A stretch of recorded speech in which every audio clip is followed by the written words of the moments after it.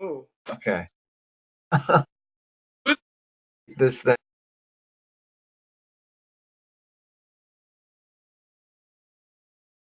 Raleigh? That's, oh gosh. That was a great. Oh, okay. Do you get a beep every time someone comes in? No, it's something phone. I don't think it's the people coming in. Ah. No, it doesn't sound like a phone. It sounds like whenever somebody comes in, I get a beep. Yeah, that's what I'm Yeah. getting too. Let me see if I can change that. Oh boy.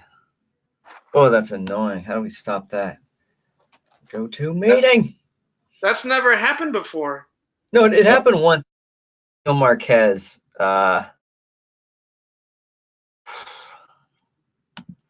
What's up, everybody? We haven't quite. Hey, Roberto, rather. I see a couple names in here that I recognize, but a few that I don't. Why don't you type in the chat box where you're coming from? We told Patrick that we'd be North America, Africa, a little bit of South America. Let's see it. Let's see if I was right about that, and some Europeans. I'm gonna mute myself while I try to fix this booping situation real quick. Just while you do that, a quick question: Has what you see changed from presentation mode back to normal? Yes, it has. Yeah. Yes. Actually means that whenever I'm interacting with the GoToWebinar panel, for example, to look at questions or attendees, what I'm getting is it's popping out of presentation mode. No idea why. That's right. So if you want to do it this way, Patrick, we can. We're gonna have people hold their questions till the end of your presentation. Yeah. And then you can pop out and read them, or we can field them and track them their way. Yeah. Okay. And the easiest thing I'm going to do is I'm going to get rid of the second screen, so I actually look more or less at the camera. Yeah, that'll work. And then once we get started officially, then we can bring it back up. Okay. And you let me know when we get started officially. Yeah, we'll hit record. Okay, I think I solved the beeping issue, so we should be good. There's this little goofy thing that's like play entry and exit beeps. But yeah, it looks like we're good to go right now. Can everybody see and hear Patrick all right? Yeah, type down in the chat box below. Looks like we got a nice sign up. Oh yeah, good to see all these familiar faces in. Gabriel, Roberto, awesome. You know, again, this is great. There's people coming in from all over the world. Africa, Tennessee, America, Maui. Adam coming from Maui, awesome. Gabrielle coming back from France. John from Montana. Hannah, hey, good to see Hannah here. She's coming in from Hawaii right now. Hannah's awesome. Helped found Permaculture Magazine North America. Shout out, Hannah. You're great. You're fantastic. Liz coming in from Arizona. Roberto says he only sees 3 faces and no presentation. But I guess we'll click open when we're ready for that. So awesome. How about we get started? I'll do a little Sustainable Design Masterclass intro, and then Neil, you can introduce Patrick. That sound good? Great. All right, everybody. Welcome back to a special Thursday webinar of Sustainable Design Masterclass. Again, we're dedicated to bringing you some of the top people who are just bringing regenerative agriculture, ecosystem restoration, creative entrepreneurship with land restoration to the field, and showing you what they're up to and giving you new pathways of understanding of how we can actually make this work happen, how we can actually better our freaking world in the time that we have, and the pathways for how we can do it. And so we're just always glad to come back with you each and every, as often as we can, to bring you these people who, we can learn a lot from. So to make the most out of this webinar, close your Facebook, close your phone, close your damn Instagrams. You can check those later.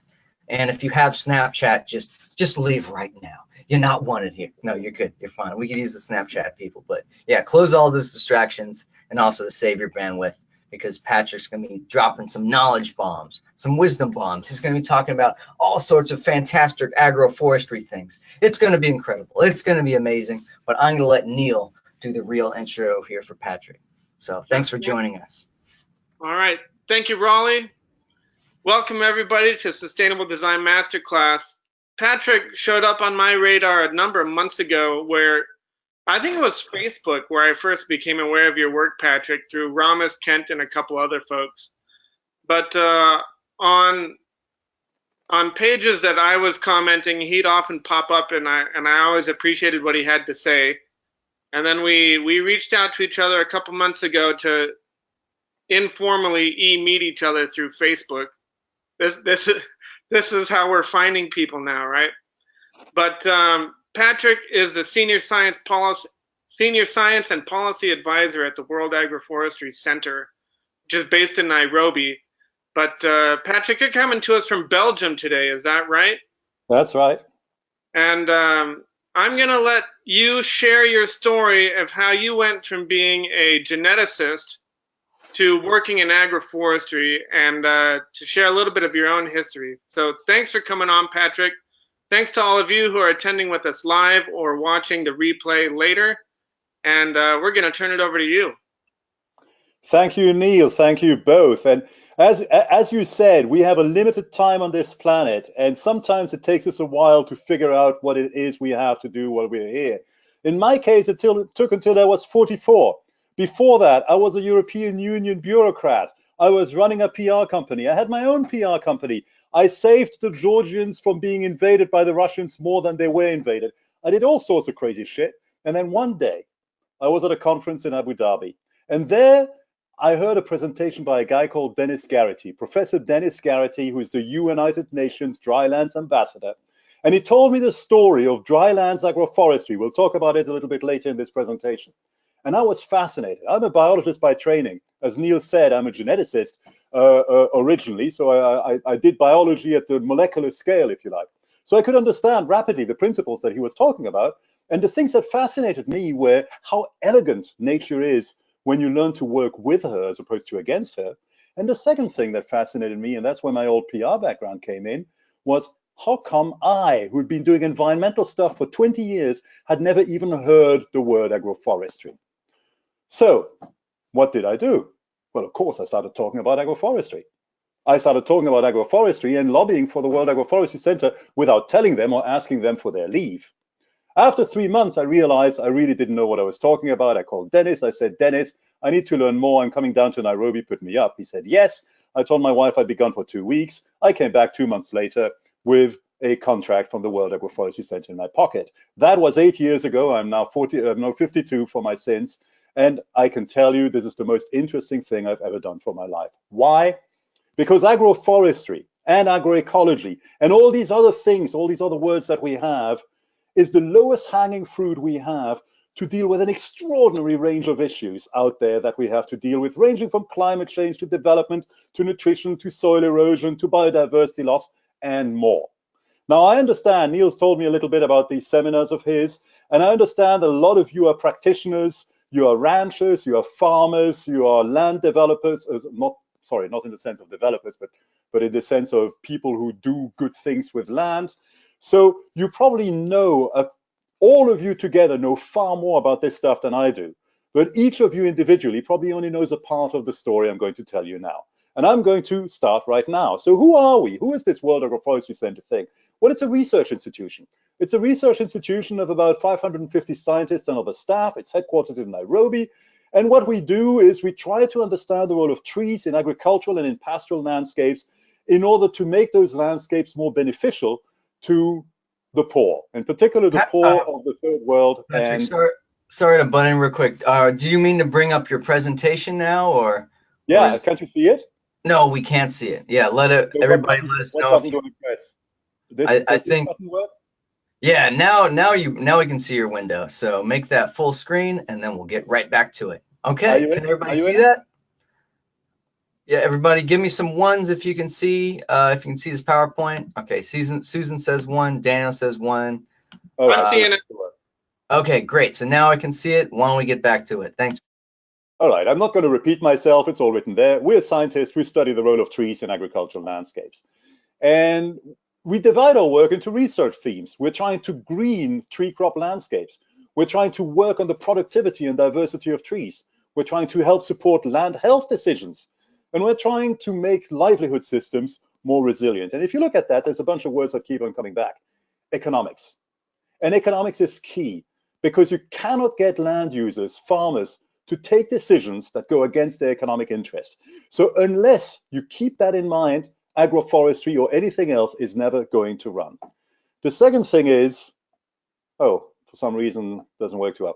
The second thing is you're going to have to take my word for it. You have words like resilient, you have words like green, you have ecology, you have restoration, you have resilience again. So the second thing that we do is look at the environmental impact of the solutions that we study. So economics and environment together is the guiding principle that we follow in our research.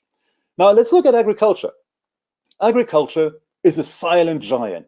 It's a vast industry. It's 30% of global emissions. It's half of global employment. It's 2/3 of global land use. It's 3/4 of global freshwater use. So how much money do you think that vast giant actually makes? How important is it to the global economy? You know what? It's a bloody rounding error. It's less than 5% of global GDP. All that resource use, all that destruction, all this massive emission of greenhouse gases and massive killing of life on this earth to generate less than 5% of the stuff that people measure, if they happen to be economists. Here it's coming up. I should look at my presentations again before giving them, shouldn't I? So the second part that we look at is that resilience, that ecological restoration aspect. And the reason we do that is because, as we all know, we're facing a certain crisis. Lands are degrading around the world. And if we live and work in the development sphere, we will tend to associate the idea of land degradation and desertification with areas like West Africa or Southern Africa or India. But in practice, and of course that's true. I mean, you have areas in the Sahel and in East Africa which used to be agricultural lands, like this landscape you see here, and which today are unable to produce anything at all. But it is a global issue, because even those highly productive lands like the black soils of the Ukraine or the Cerrado in Brazil or the American Midwest or the Gangetic Plain in India or the Yangtze Plain in China are getting degraded. And they are getting degraded because people are using short-term agricultural management techniques that will put money in their pocket today, but at the cost of their children's livelihoods. So the challenge we have, and we all know that, is in a few years' time, in 30 years, we have to roughly double world food production, and we have to do that while making these farms more resistant to extreme weather and reducing massive greenhouse gas emissions. So how are we going to do that? First, we have to remember that the primary purpose of agriculture is to produce food, and that certain parts of the world, notably sub-Saharan Africa, are doing a really lousy job at it. Their agricultural productivity, as measured by cereal yields, has not really changed a lot in the last 50 years. This is in the continent that still has the highest birth rates of any continent on Earth. So the first thing we have to do, that any agricultural system has to do, is to change that particular paradigm. And changing that is difficult because the populations are rising so rapidly. And 60% of that population are smallholder farmers. Now, the old traditional techniques that they used to practice to ensure the fertility of their lands, which is mostly fallowing, has become impossible because the population densities have become so high. When there's so many people, you can't afford to leave land fallow for 15 or 20 years. You've got to farm it year after year after year. So land's getting overused, and that's depleting it of organic matter, of carbon, of microbiology, and of water recharge capacity. And across drylands Africa, soil fertility is dropping. Now, the numbers are, you can see different numbers. Roland Bunch, who many of you know, estimates it at being up to 10 to 15% a year. If you're in the Sahel, in places like Niger or Mali, you'll find that the main source of fertility is the winds from the Sahara that are bringing this very fine dust, which is nutritious, which is deposited on agricultural landscapes. Now, fertilizers, irrigation, all these things that you can afford to use in the rich world, well, you know, it's expensive and it's difficult. And on top of that, it's all subject to political capture. So you have a problem there. You have soil fertility issues. You have soil organic matter that's disappearing. You have extreme weather resilience. Where's that going to come from? Fertilizers? Well, you know, there's lots of programs that are paying for fertilizers. In Zambia, for example, it's by far the biggest item in the state budget is to pay for fertilizer input subsidies, the infamous FISP program. But, you know, talking about Zambia, well, fertilizer doesn't work too well when your soils are acidic, and Zambian soils are mostly extremely acidic indeed. And the reason they don't work too well when they are acidic is because plants find it difficult to pick up the nutrients they need, except iron, oddly enough, when soils are becoming too acidic. This bar that just became gray is where Zambian soils are today. So one thing that you could do is do what Brazil has done in the Cerrado, is put vast amount of lime in addition to fertilizer down there, and yeah, it'll work for a short while. But Zambia is big, and the fat brown lines you see there are the only metalled roads in the country. Most of the country is not connected by metalled roads, but it's connected by roads like this. So good luck to get the trucks through there with your lime and your fertilizer. So changing the chemical characteristic of the soil through inorganic means is completely unaffordable. And the fertilizer subsidies that the Zambian government is spending its money on are literally worse than useless. I have a friend in Zambia who's actually done the calculation. If they took all of the money that this fertilizer subsidy cost and put it in the form of $1 bills in a big pile and burned it, it would be better for Zambia. Why? Because it creates less greenhouse gases than the fertilizer that's being applied now, most of which is simply turning into ammonia and nitrous oxides. Now, it seems obvious to people like you and me, but good luck getting that through the thick head of the politicians who are directing the fertilizer program. And why is it so difficult? Because, of course, you can control it politically. You can buy votes with it. And that is why, across most of Africa, fertilizer subsidies will be the first request that an agricultural ministry will make to a donor program. Now, on top of that, Africa is absolutely humongous. And you guys are Americans. Most of you are Americans, and America likes to think itself as being on top of the world. But frankly, you're just the size of the Sahel, with a little bit of Libya thrown in.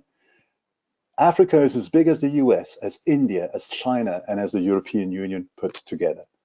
But its GDP is tiny, its infrastructure is tiny, its ability to train its people is tiny, its ability to support its farmers is tiny. So where will that soil fertility come from? Well, from trees, of course.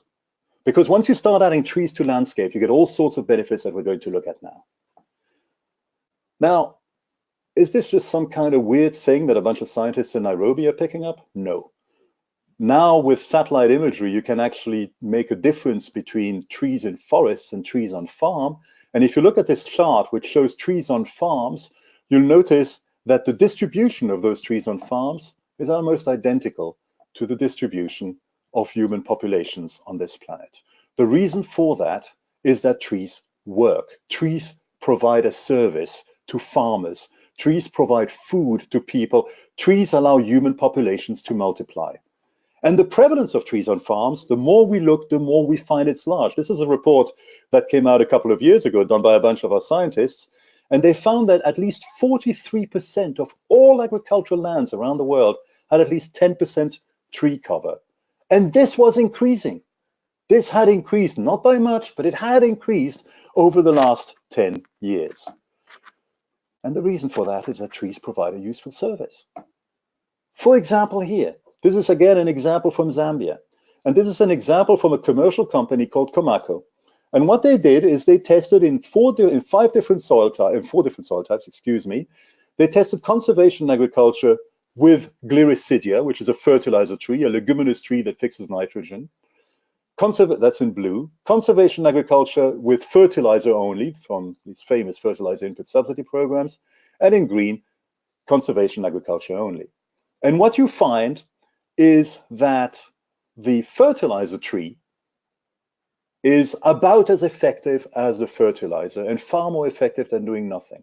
But unlike the fertilizer, it doesn't cost money. Unlike the fertilizer, it doesn't generate nitrous oxides or ammonia. Unlike the fertilizer, it doesn't need trucks to be carried to a place. All it needs is seeds to be planted amongst your maize. That's why agroforestry is universal.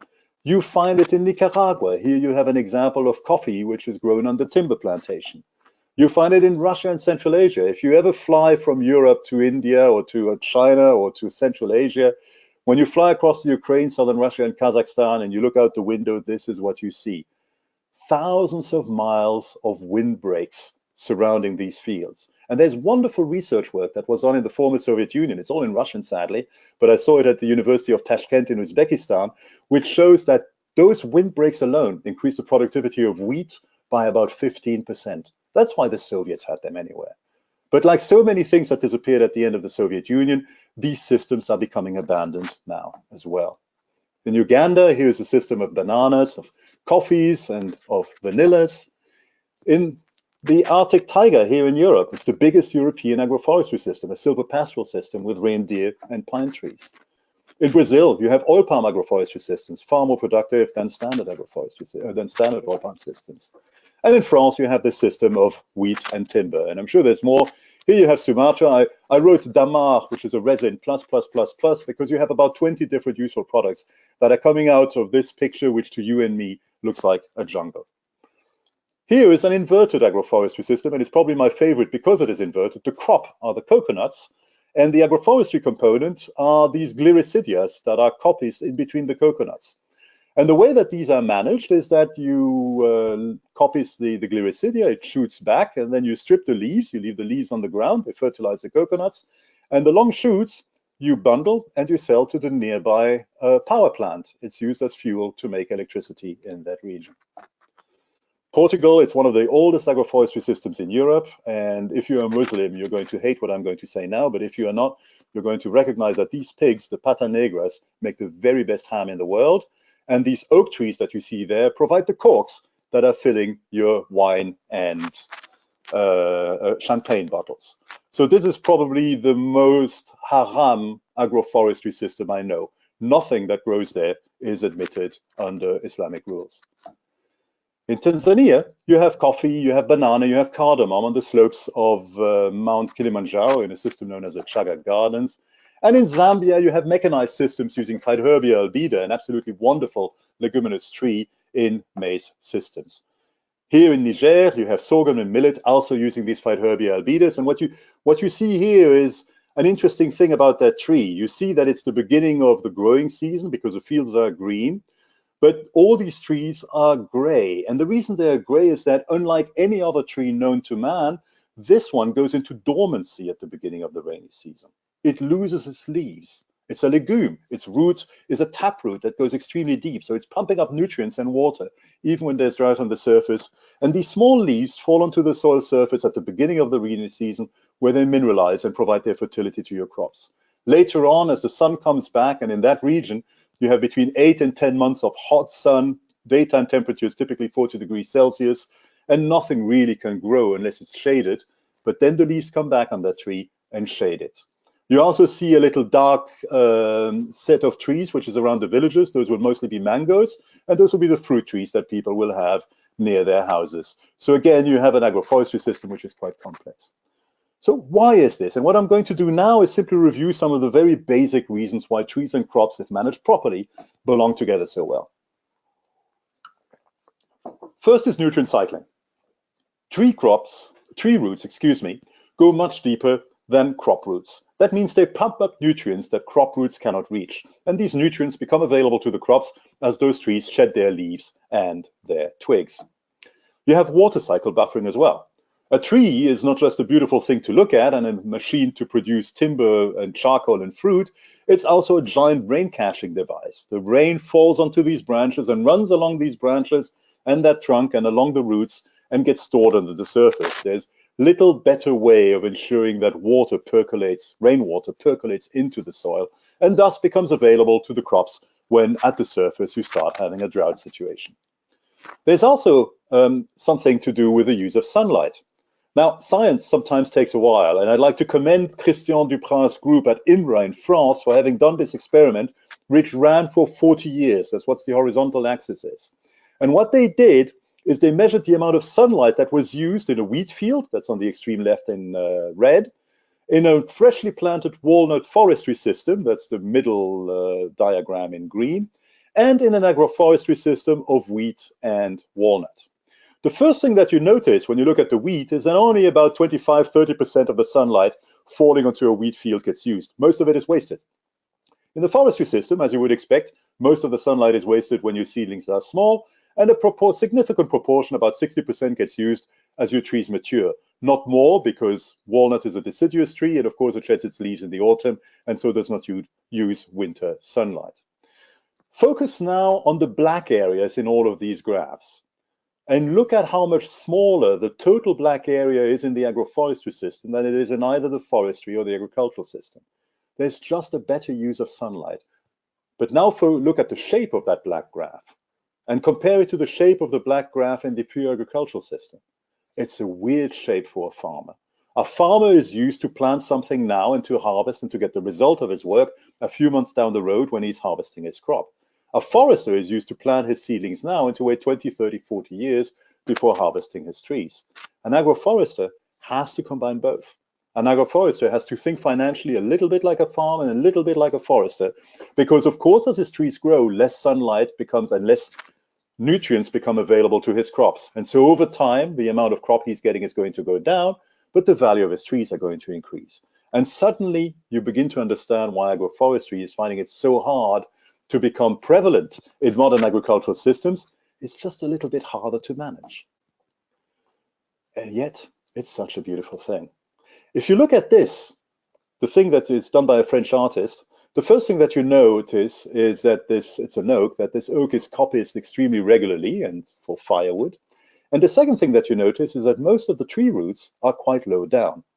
And the reason they're quite low down is, of course, because the crop roots are preventing the tree roots from expanding sideways. So the tree has to send its root further down in order to grow. And that leads to an interesting result. In a forestry system, this is walnut again, most of the roads are close to the surface. What you see in this graph on the horizontal axis is the number of meters of rootlets per cubic meter of soil, and on the vertical axis, the depth in centimeters. And on the left, you have the forestry system, and you notice that most of the roots are close to the surface. In the agroforestry system, you notice that most of the roots are at depth. So what happens when you have a drought? Well, in the forestry system, your tree is going to suffer, and it's going to stop growing because it can't get enough water. In the agroforestry system, it's going to say, ha ha, I don't care, because most of its roots are deep down. And for that reason, in the agroforestry system, the trees will grow faster and will put on girth more rapidly than they do in a forestry system. So the trees help the crops, and the crops help the trees. And for that reason, I find a picture like that, which I picked up off the website of one of the big input sellers, to be the saddest picture of agriculture I've ever seen. This is a picture of a gorgeous agricultural landscape somewhere in the northern hemisphere in late summer. In late summer, at least in Belgium, you still get a lot of rain. You get a lot of sunlight, and there's no photosynthesis happening there at all. All those resources are completely wasted in that field of winter wheat. Whereas here, at least, photosynthesis is still going to go on for a few months before these trees shed their leaves. That's why in agroforestry, the most important figure, the land equivalency ratio, is always higher than 1. The land equivalency ratio is easy conceptually. It's the amount of monocrop forest and the amount of monocrop field you need to generate the same biomass as 1 hectare or 1 acre of agroforestry. In this hypothetical example, the land equivalency ratio is 1.4. In this measured example, which comes from France, what you have is a poplar and winter wheat system. And in brown, you have the productivity of the wheat. In green, you have the productivity of the tree. And in blue, you have the land equivalency ratio. And this was measured over the lifetime of the tree. So 100% is the time at which you harvest your timber.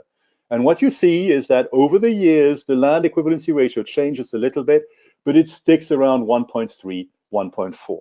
And this is in France, in a place where the soils are good and where there is strong competition for light, because really the main growing season is between spring and autumn. But yet you find that on a 40-year rotation, you have land equivalency ratio of 1.4 to 1.6 predicted by models, which corresponds to what's actually been measured in the field. You can even do it with things that are not trees. Here, there's an experiment in France done with photovoltaic systems, and solar energy is spreading now, but I don't know what it's like where you guys live, but where I live, when I see solar energy fields, they're usually on bare ground, which is a complete waste. because when you put it together and you measure it, you grow your vegetables between these panels, you're going to get an equivalent land equivalency ratio of 1.3 to 1.7. So this works even when you use an inorganic complement like solar panels, which generates very little service to the crops except a little bit of shade. These land equivalency ratios, they are high everywhere. Here you have an example that is intercropping cotton or maize with, maize and cowpea. Sorry, that's going automatically, it shouldn't.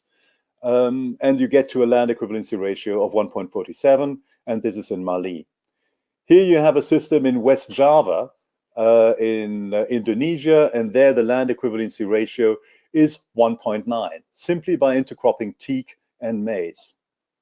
Here you have that system. You remember that picture of that agroforestry system of oil palm?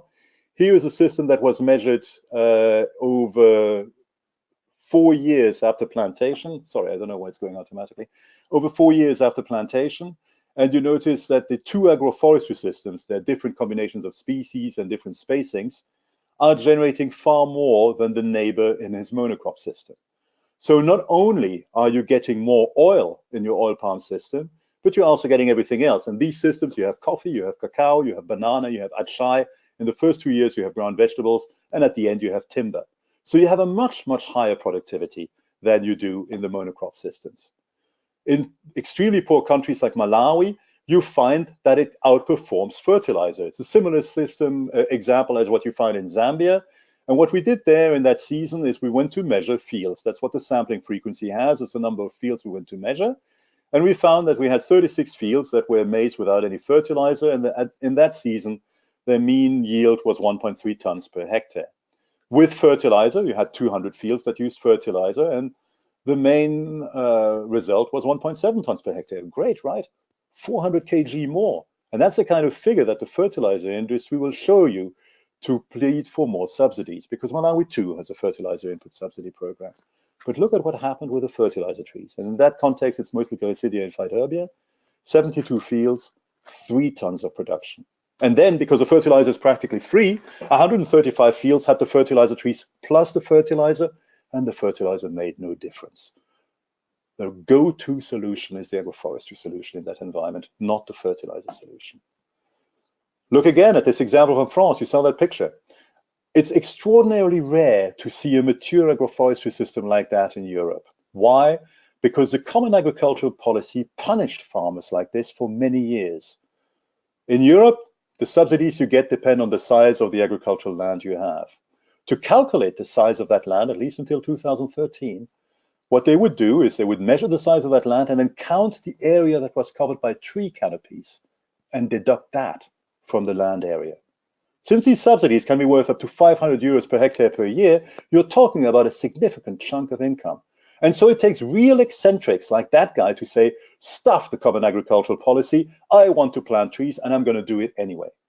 So luckily for us scientists, when he planted this 35 years ago, he did 62 hectares of wheat and walnut and wild cherry at a density of 70 to 90 trees per hectare. And he also planted a forestry system of 10 hectares of walnut, 200 trees per hectare. What happened 35 years later when we measured it? The woody biomass was identical in both systems. His forestry system was not producing any wheat, but it generated no more wood than its agroforestry system. The wheat yield was more or less identical in the first 20-25 years, except in drought years, when the agroforestry system expanded the conventional yields.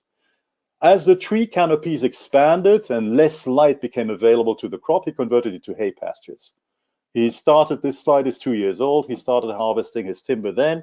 The value of that is 2 million euros. That's about $2.5 million. Not bad as a retirement package. The farm's been taken over by his daughter. Guess what she's doing? She's putting trees down on the remaining 100 hectares that were not agroforested yet.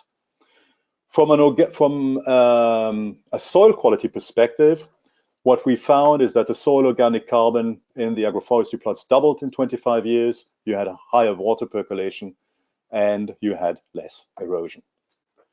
Here is a numerical example. This is a farm called Wakelands in the UK, and what they do there is willow alley cropping. So they grow these willows to make pellets, biomass for heating, And in between, they have a rotation system with wheat and, what was it last time around? Wheat, maize, and soy, I believe. And here are the land equivalency ratios they get. So when they had short rotation coppice willow, and 100% of that, they got 8.3 often dry tons per hectare per year. And their wheat, they got 5 tons of organic wheat per hectare per year. When they transformed it into an agroforestry system, 20% of the land was willow, and that produced 3.3 tons per year. And 80% of the land was wheat, of which 67% was in full sun, and 30% was shaded by the willow to 50%. And that alone generated more. It was 5.13 tons. Even though less land was available for the wheat, more wheat was grown than when the entire landscape was covered in wheat. To calculate the land equivalency ratio, you simply go to the bottom there, you take the agroforestry yield for the tree and divide it by the monocultural yield for the tree, and you add to that the crop or the livestock yield for the agroforestry system, and you divide it by the crop or the livestock yield for the monoculture system. So here you have a land equivalency ratio of 1.43. Sometimes the land equivalency ratio is infinite. You've seen this picture before. This is in Zinder, a district of southern Niger, very high population density. This is what it looked like in the 1980s. In that environment, nothing can grow, including trees. This is what it looks like today. So how did these trees come back? Well, the things you see there, which look like shrubs, they are not shrubs. They are trees that were cut during famine periods and that are sending shoots back out. If you cut most of these shoots and keep the strongest, you will regenerate the tree. It's called farmer-managed natural regeneration. And when you do that at scale, you end up with this kind of landscape. And when that kind of landscape works, it's generating food.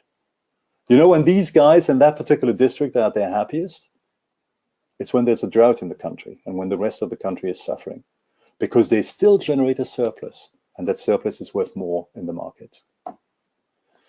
That's why when you look at these agroforestry systems in a more scientific way, and you look at these little graphs, you find that monocrop systems are so limited that it's an absolute surprise that they still get grown at all. Yes, they're good at producing crops, but that's pretty much the only thing they're good at. They produce no wood fiber, they don't preserve habitats, they're lousy for water flow regulation or quality regulation, they sequester practically no carbon. The regional quality, air quality is lousy, and pests, well, yeah, you need to use a lot of pesticides. And as you start adding trees to that system, as you start making that system more complex, you find that you have more and more productivity along all of these other metrics as well. And that is why when the FAO did its big research work a few years ago on climate smart agriculture and tried to figure out what were the best, excuse me, the best interventions you could use for to boost the production of maize in Africa and ensure its resilience to increasingly erratic weather and its mitigation potential, well, the things that got the biggest scores always were the ones that involved trees. Trees are the future, ladies and gentlemen, at least in those areas where trees used to grow before mankind got involved. I'm not talking about pure grasslands here. Those demand other management systems. The second thing to know about agroforestry is that the more species you have in the system, the better the performance is going to be. What this chart shows is a typical system in Malawi, where you have those phytoherbias, which are the tall trees, and the gliricidia, which are the small trees that you coppice. And this is just after the harvest. As the rains come, you coppice the gliricidia and leave the leaves on the ground. The phytoherbia goes into dormancy and puts its leaf on the ground, and the maize starts growing again. Now, this is just 3 crops: maize, gliricidia, and phytoherbia. But what happens when you make it really interesting? And here I'd like to introduce my friend Sebastian Scott from the Grassroots Trust in Zambia. Sebastian is a farmer after my own heart. He experiments and he does it all like a smallholder would. No machines except for his pickup truck, no inputs of any kind. And for the little anecdote, Sebastian is also the only son of an African president I know who lives like a poor man. His father happened to have been the Speaker of the Zambian Parliament at the time when the previous president died and was acting president for a few months, which is also the only time that a post-independent Africa country freely had a white president. Now, what did Sebastian do? He optimizes agroforestry systems. And I'd like to introduce you to a wonderful pigeon pea system he's running here. So what you have here are narrow alleys. They're about 3-4 meters, well, 4 or 5 meters more like, wide of pigeon peas. And with 3 rotations. In one you have groundnut, in the other you have maize with climbing beans that grow around the maize and pumpkins that suppress the weeds. And in the third you have soybeans. So this is what happens in the first year. You're growing all that stuff, and you are harvesting your maize, your beans, your pumpkins, your soybeans, your groundnuts, and your pigeon peas, which is particularly delicious, by the way. If you've never tried it, I warmly recommend it. Then what happens? That's interesting.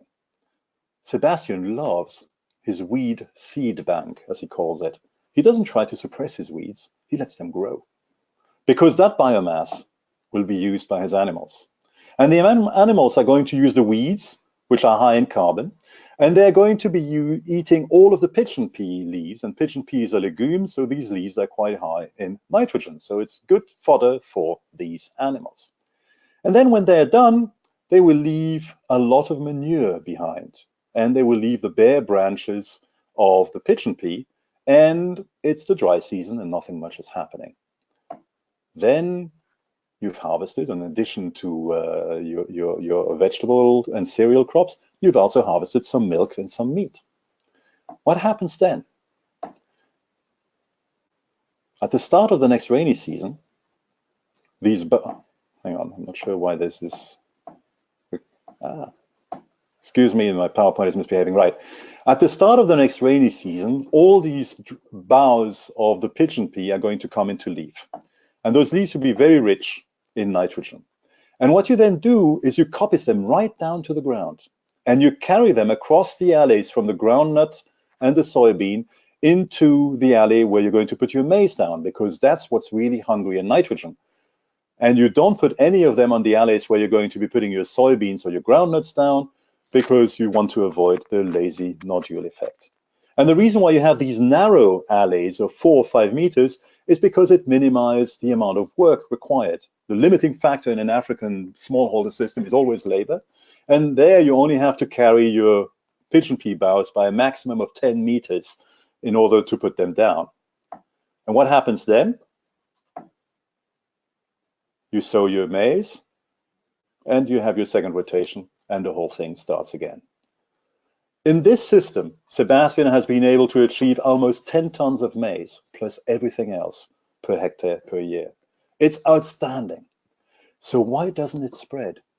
The fertilizer input subsidy program, ladies and gentlemen, the government is not interested in this. You can't make money from this. You can as a smallholder, but you can't as an input seller. You can't as a politician. You can't win votes from this. This is a disaster for politics. It generates strong, independent farmers. And the last thing that many, many people in ministries of agriculture want is strong, independent farmers. They want weak, dependent farmers because they generate cash income from donors. It also works in a eumotrophic system. On the left is a rubber plantation in Sumatra. On the right is a Damar rubber jungle garden in Sumatra. On the left, you have 5,000 hectares or so, one manager, and a bunch of slaves, agricultural workers, who get paid a pittance to go and spray really toxic chemicals on those trees on a very regular basis. There's 5,000 hectares of monoclonal monocrop, of course it needs protection. On the right, you have farms that are 3 to 4 hectares wide that to an untrained eye look like a rainforest, but generate produce from about 20 different plants and animals, and are run at a scale of 3-4 hectares. And here are the results that you get. These rubber plantations, the year that we did the measurement, which was 2011, we're making around $800 per hectare per year. Why? Because all this shit that has to be sprayed on those trees is really expensive. It not only pollutes and destroys the river courses, but it costs money. And you only have one value chain, which is rubber. So when the rubber price is high, yippee, but when the rubber price is low, you suffer. You have no biodiversity in there. The 2% is the average biodiversity of these plantations compared to that of a pristine rainforest in that region. You, of course, have to use a lot of phytosanitation. Your social costs are pretty high because you have to kick all the villagers out to make the plantation in the first place, and then you give them a shit job spraying all that crap. And the environmental costs are extremely high. Now compare it with the jungle Damar gardens. Typical farm size less than 5 hectares. Income after costs about $3,000 per hectare per year because you have 20 different things that you can sell. And if the market goes sour on some of these things, you can at least eat a lot of the stuff, whereas good luck trying to eat rubber. You have at least 10 rubber chains, often more than 20. The biodiversity ratio in that system is about 60% of what a natural forest would be. Very little phytosanitation use, no social costs because most of these farmers are farming their own land, and low environmental costs. So again, it's so obvious, it cries out the question, why? Why does this not spread? Well, the good news is that in certain parts of Sumatra, it's spreading. The rubber plantations are growing less quickly than the jungle gardens. But the key reason is, again, this region of corporate control. When you have a rubber plantation, you have one guy controlling it. He can report back to one owner, one shareholder. It's easy to know what's going on. In this jungle rubber garden, on the same area, you may have 1,000 different farm families and 1,000 different farm families producing a total of maybe 30 different products. So not only do you have to deal with a lot more people, which raises your costs, but you have to deal with a lot more value chains, which increases your costs even further. On the left, all you need is machinery and processing power to deal with rubber. On the right, what you need is machinery and processing power to deal with smaller quantities of 20 different products. Of course, economically, it's more difficult for the economy as such, even though it's better for the smallholders and for the environment. Work's been done along that line in many different environments. And here is an example of cacao, a long-term comparison in Bolivia, which was done by a Swiss organization. And what they looked at is the revenue of 4 different systems. An agroforestry systems run conventionally, including phytosanitation, an agroforestry system run organically, a monocrop system run conventionally, and a monocrop system run organically. And what you find is, yeah, the monocrop system run conventionally, so using lots of chemicals, has high revenues, almost as high or about as high as the agroforestry system run conventionally. But it has much, much higher costs. That's the chart on the right. And so when you look at what you actually get, especially the return on your labor, which is on your right, you find that the monocrop system is lousy. It gives you about $4 per hectare per day in income if you're the worker or the owner. Whereas the agroforestry systems are giving you about $8 per hectare per day. And that is a pretty decent income compared to the income that most farmers make. But yes, it is more labor intensive. If you look at the chart on the left, the agroforestry system demands more time in the field because you have more plants and you have to do more work to keep it running. But it is almost always more productive. And the best example I saw of that was this Bamileke cocoa farmer in Cameroon a few years ago. When he switched over to agroforestry, he left that old house on the left behind and built himself that nice new concrete house on the right. Notice the satellite dish on the roof. Notice the motorbike in the yard. This is real development, ladies and gentlemen. This is how you take poverty and turn it into a middle-class lifestyle with trees.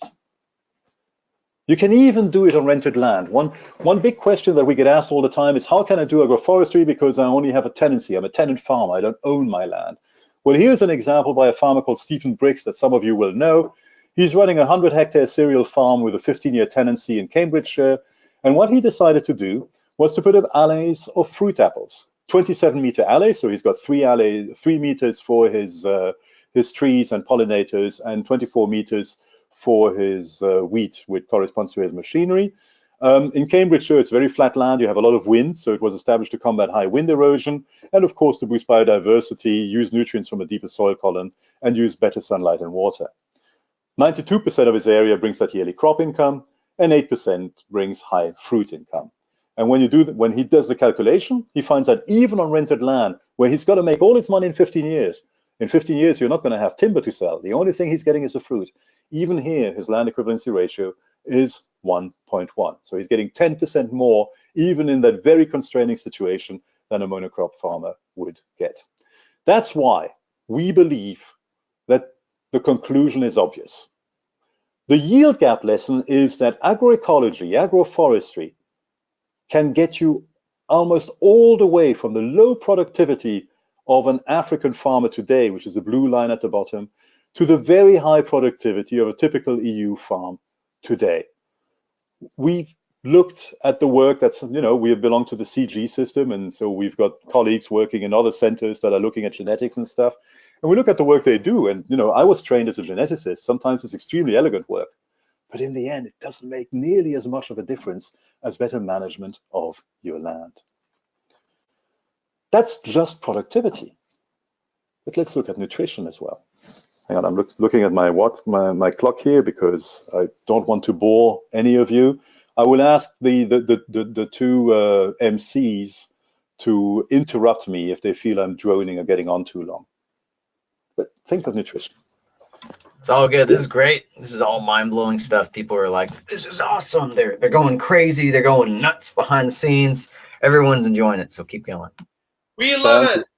Hey, thank you. I'm not checking your questions or chats or polls or whatever because my computer is bizarrely switching off PowerPoint whenever I try to do that. So if there's anything urgent, just interrupt me. So, nutrition. Now, this looks like a lot of nutrition, right? Notice how none of it is white. Look at this. This is Mesoamerica.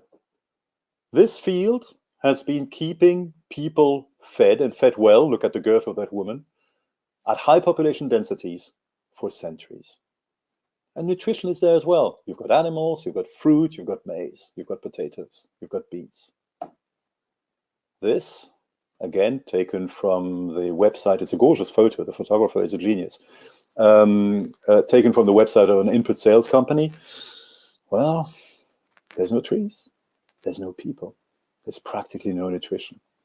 And it's also a lie, because that field will only look like that for a few months of the year. Again, our mandate is to deal with the poorest of the poor. And the poorest of the poor eat less fruit and vegetables than anybody else. Sub-Saharan Africa has the lowest consumption of fruits and vegetables of any continent on Earth. Even the US, I know you American friends like to moan about the fact that you have food deserts and so on, but by and large, you're doing extremely well. But Africa is a disaster. That means people are stunted. Stunting. You have no idea what stunting is unless you travel in Malawi. Malawi is the place that has turned maize into God. If you're poor, you eat maize once a day. If you're rich, you eat maize 3 times a day. Always with a little sauce, usually just a few tomatoes and onions. And you know what kind of maize it is? White maize. Because yellow maize, that's for animals. And you know what you do with your white maize? You bring it to one of these new mini mills that have spread across the landscape. They're really good and really cheap, and they come from China. And they have replaced the old pestle and mortars that women used to use to grind their maize. And what the mini mills give you back is a perfect white powder. Only carbohydrates.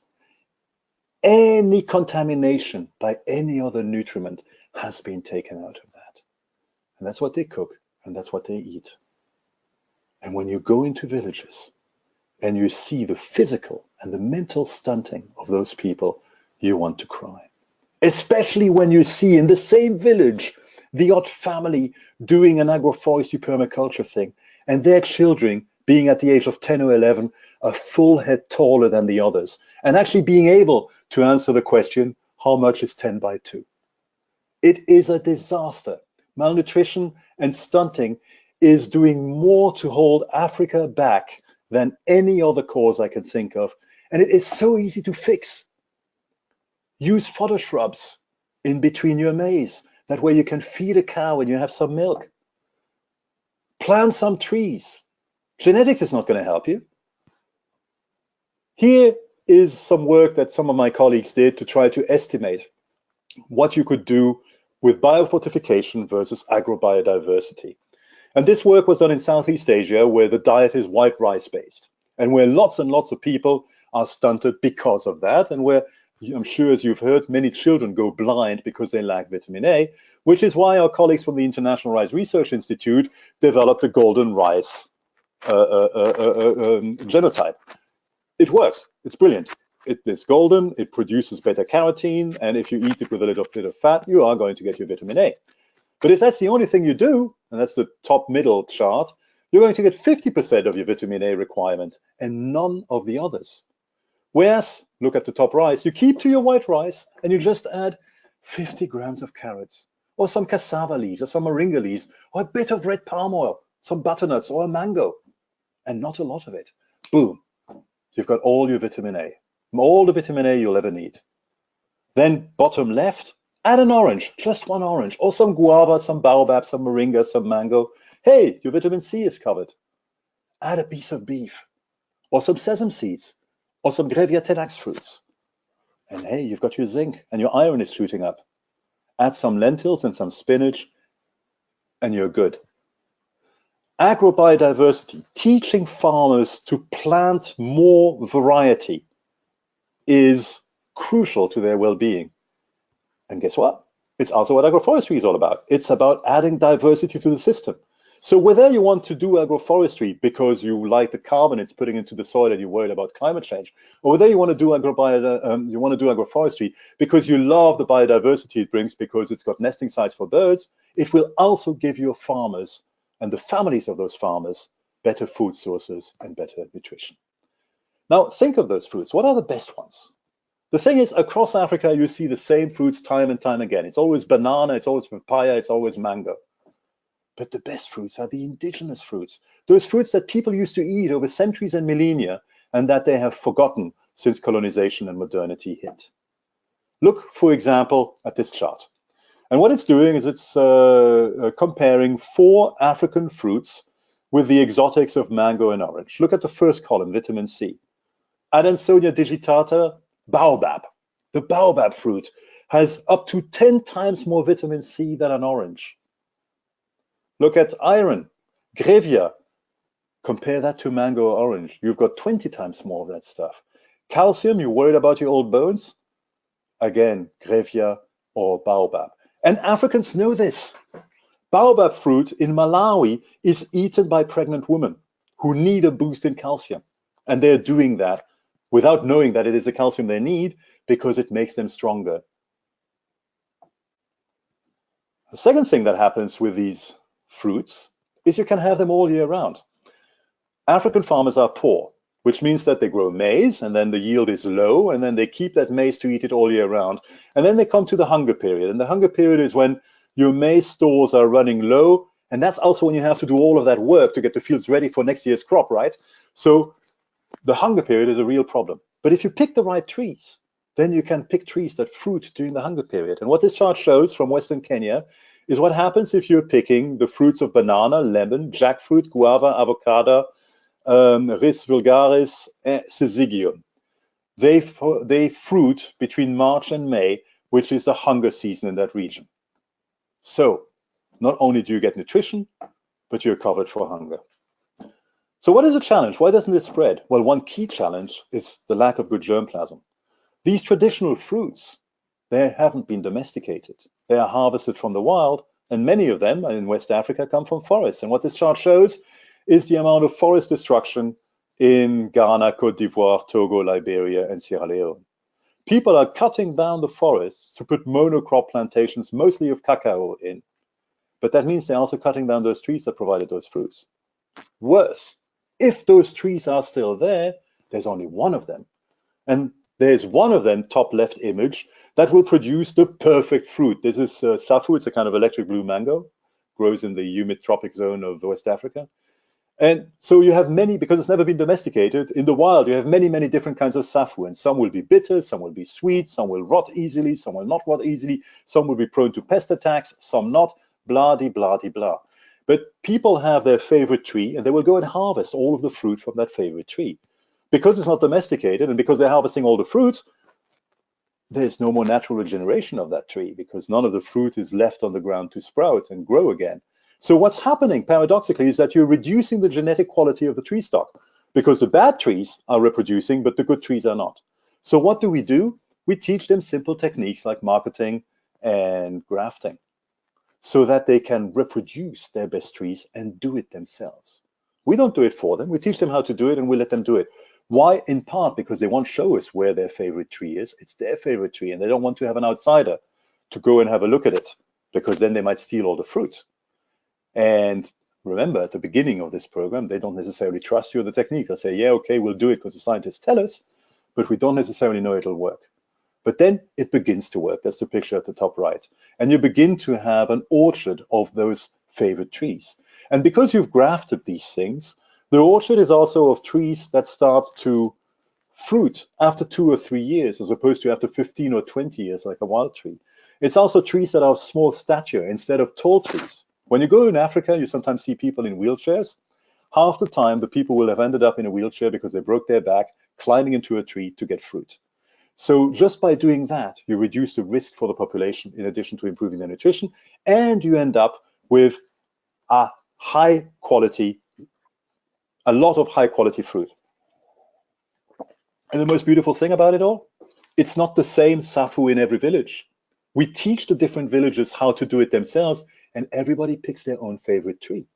So suddenly you maintain genetic diversity of those trees, but you improve its usefulness for human beings.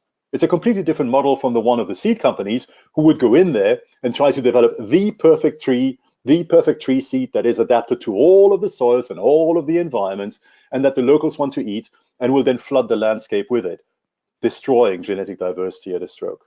So again, we see that diversity is not only helpful in the field in the sense that adding trees to crops is a good idea, it's also helpful in farming, in that getting farmers to domesticate and breed their own genetic material is good for us all. In West Africa, we started this about 20 years ago. They're domesticating over 50 species right now. And they're proud of what they do. This shows me a few years ago where this farmer, who was growing, by the way, 5 different kinds of kola nut for 5 different markets, was showing me how he was grafting his trees. Fascinating to see the pride that he had in what he was doing, the happiness that he had, and the wealth that he had. He had a TV, he had a fridge, he had a motorbike. He was getting rich off the knowledge that trees gave him. So perhaps the last thing that I'd like to go into before getting into some of the more environmental stuff is why we're betting on small farmers like this one in Niger rather than big farmers. Well, it's what the data shows us. This chart comes from the FAO State of Food and Agriculture Report 2014. And what they did is they measured the yields of a number of crops in a number of countries, you see on the left, across all of the farms in those countries. And they divided these farms into a set of 4 quartiles. From the first quartile in blue, which are the smallest 25% of farms, to the 4th quartile in purple, which is the biggest, the largest 25% of farms. And the striking thing is that no matter the crop, no matter the country, the small farms are more productive than the big farms. Why? Because small farmers are gardeners. And this is a universal effect. This is data from the USDA. This is data from 1992. I haven't been able to find more recent data. But what they did is they divided up their farm size category in by acre on the left. And then they measured the gross output in dollars per acre of those systems. And with subtracting cost, the net output in dollars per acres. Again, the smaller the farm, the more productive it is. And you know why? Because small farmers have 2 eyes and 2 hands. And that's the best precision agriculture device ever invented. All these drones and robots and GPS systems may be useful, but they are never as good as somebody who's walking down an alley and noticing, oh, that needs a bit of fertilizer. Oops, that's got a disease. Ah, that needs a bit of water. Oh, I need to prune that one. There is nothing that does it better than a human hand and a pair of human eyes. And that is why across the world, small farmers are more productive. Better. Small farmers are the bedrock of development and have been the bedrock of development around the world.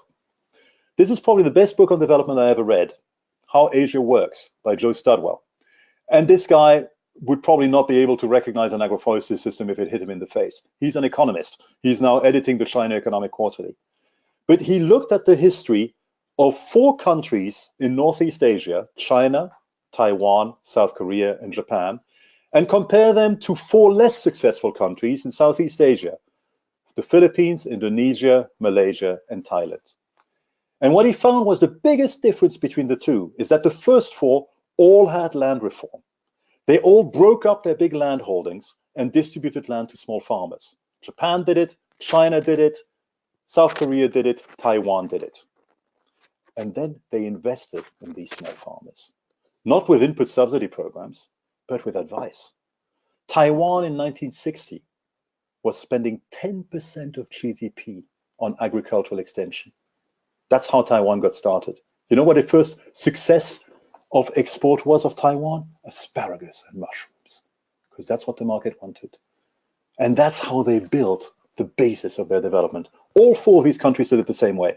And as it turns out, so did Germany, so did Britain, so did the US. You guys could go west and get an acre of land, 90 acres of land, or whatever the figure was, and start farming. Every country that developed started by developing on the back of smallholders.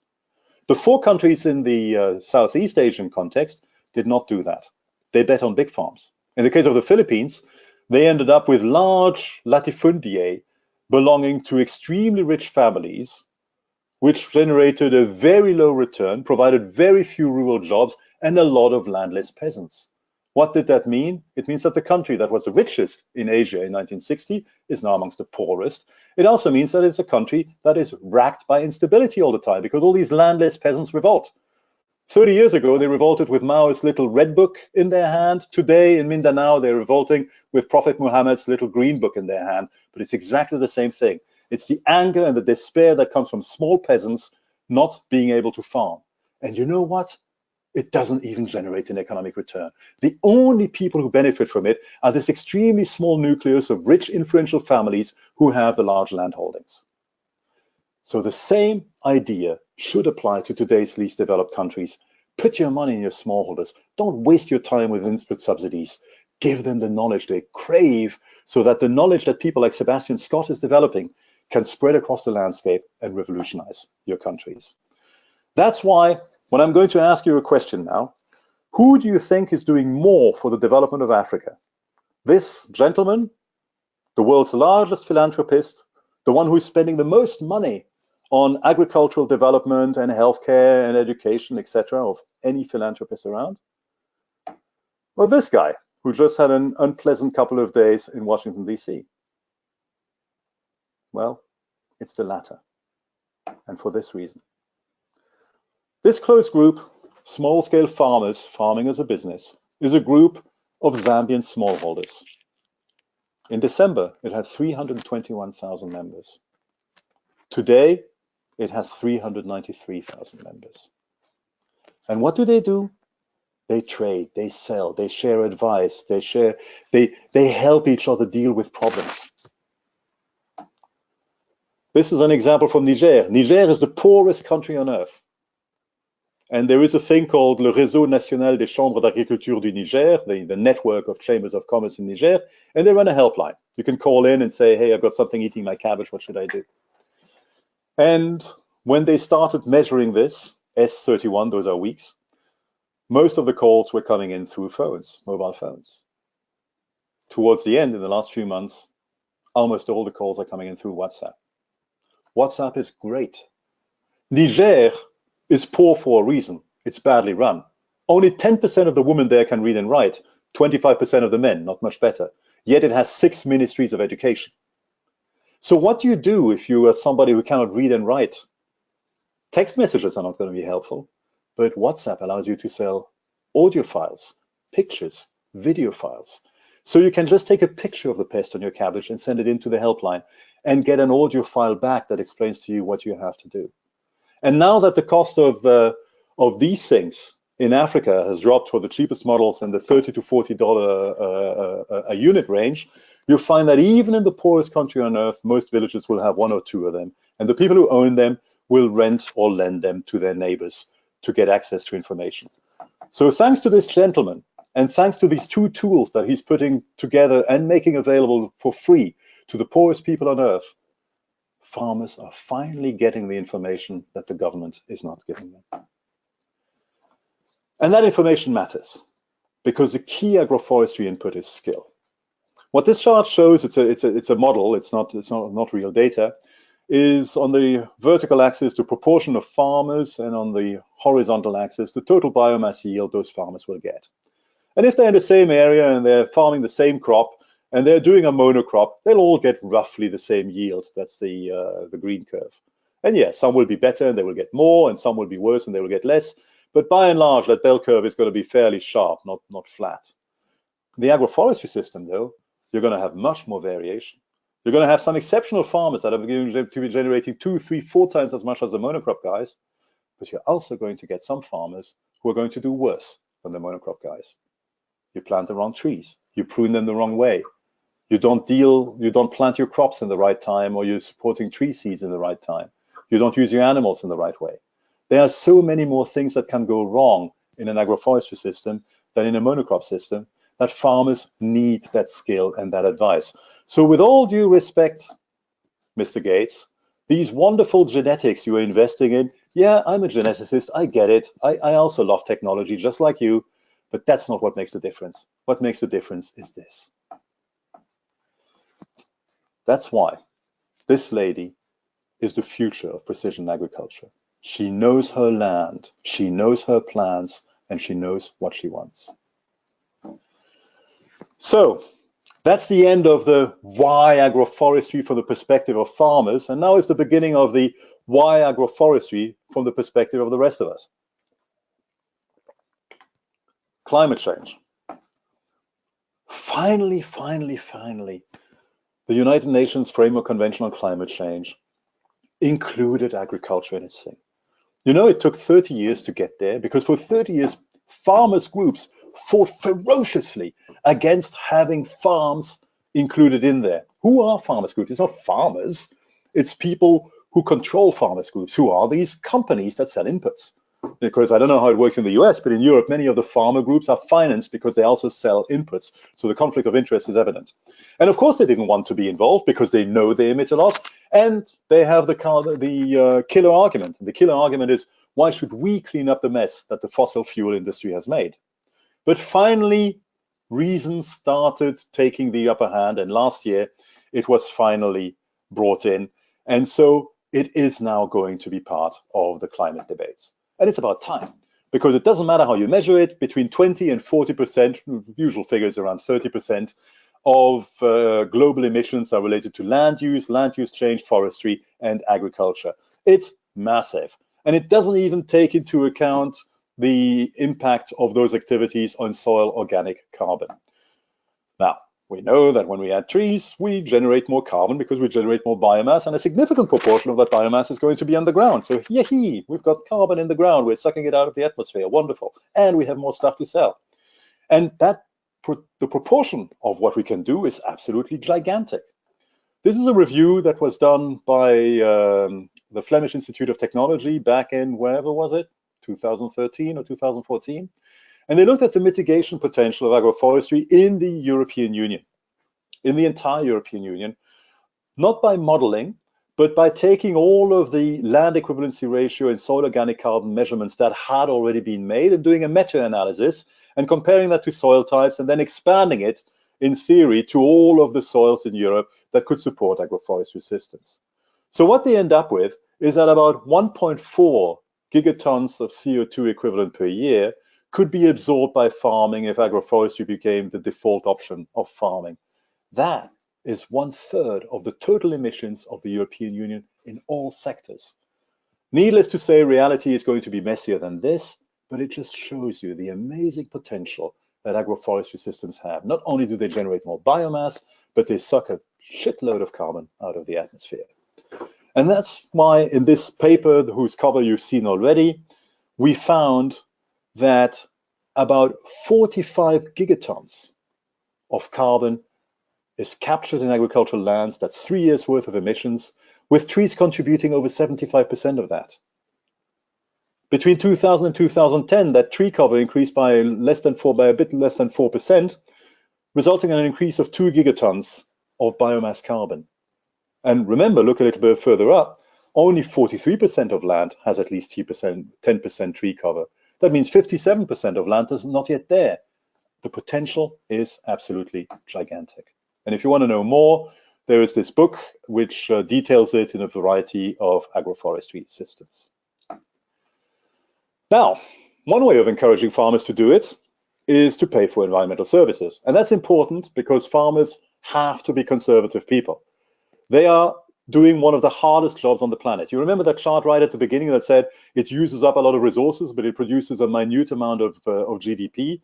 Well, when you translate that to the level of the individual farmer, it means you work all the hours that God gives you, and in the end, you are poorer than almost anybody else in your community who goes to an office. It's deeply, deeply unfair.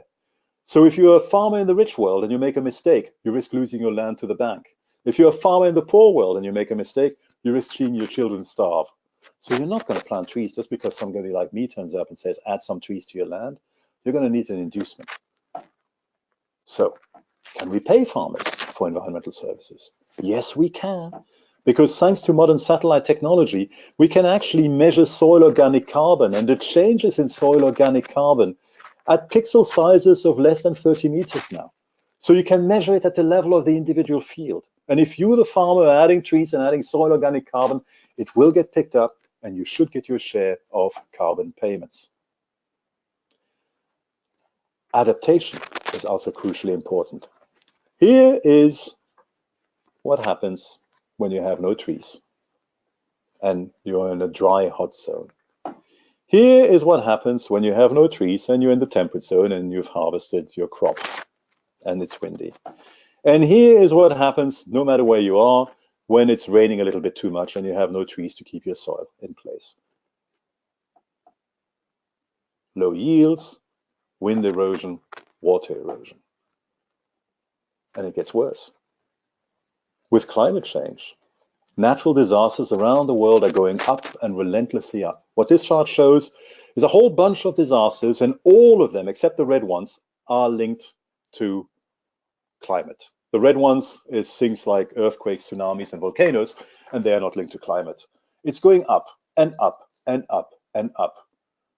It's buffeting cities, coastlines, and farmlands. And there was, sad to say, a natural experiment in France in 2009. This storm called Klaus whipped through the part of the country that has the most agroforestry systems in the southwest. And here is what a local plantation forest looked like immediately after Klaus. The only thing you can do with that is fuel. You can't use it for anything else anymore. Here is a local agroforestry system, and that picture was taken in the summer, a few months after Klaus passed. The trees were undamaged, the land was undamaged. You could continue making money as before. Why? Of course, because those tree roots are much, much deeper, and so the trees had much better anchoring against wind than forest trees have. Another form of adaptation has to do with temperature. Crop plants have favored temperatures at which they like to grow. And even maize, which is quite tolerant of warm temperatures, will start protesting once the temperature goes above 40 degrees. We know that temperatures are lower on the trees, but we wanted to measure it anyway. So here is the average of the temperatures in outside of a Phytophthora albida canopy and the average or under a canopy. Something that animals have always known. And in European systems, simply having a hedge and having a bit of shade for your animals is going to increase your milk productivity by 4 to 5%. It's been measured and it's becoming integrated into European agricultural systems now. You can actually measure the difference that happens between your open fields, between your pasture lands, between your water bodies, and between your forests using satellites again. And you can model the impact that that has on your cropping systems.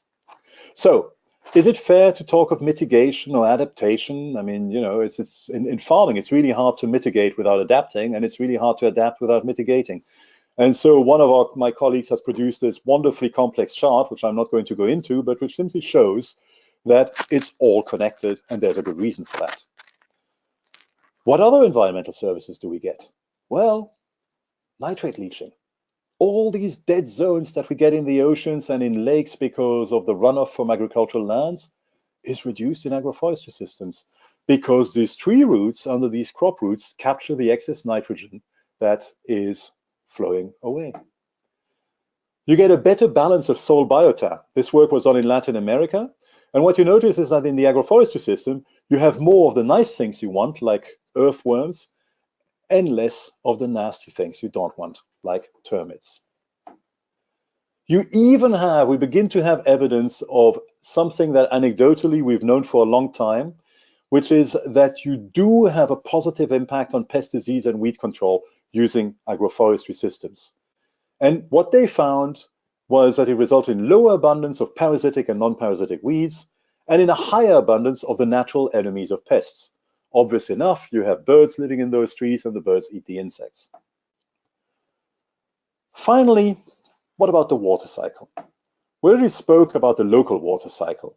The tree roots help the water percolate into the soil. The water becomes available to the crops as these crops undergo drought conditions.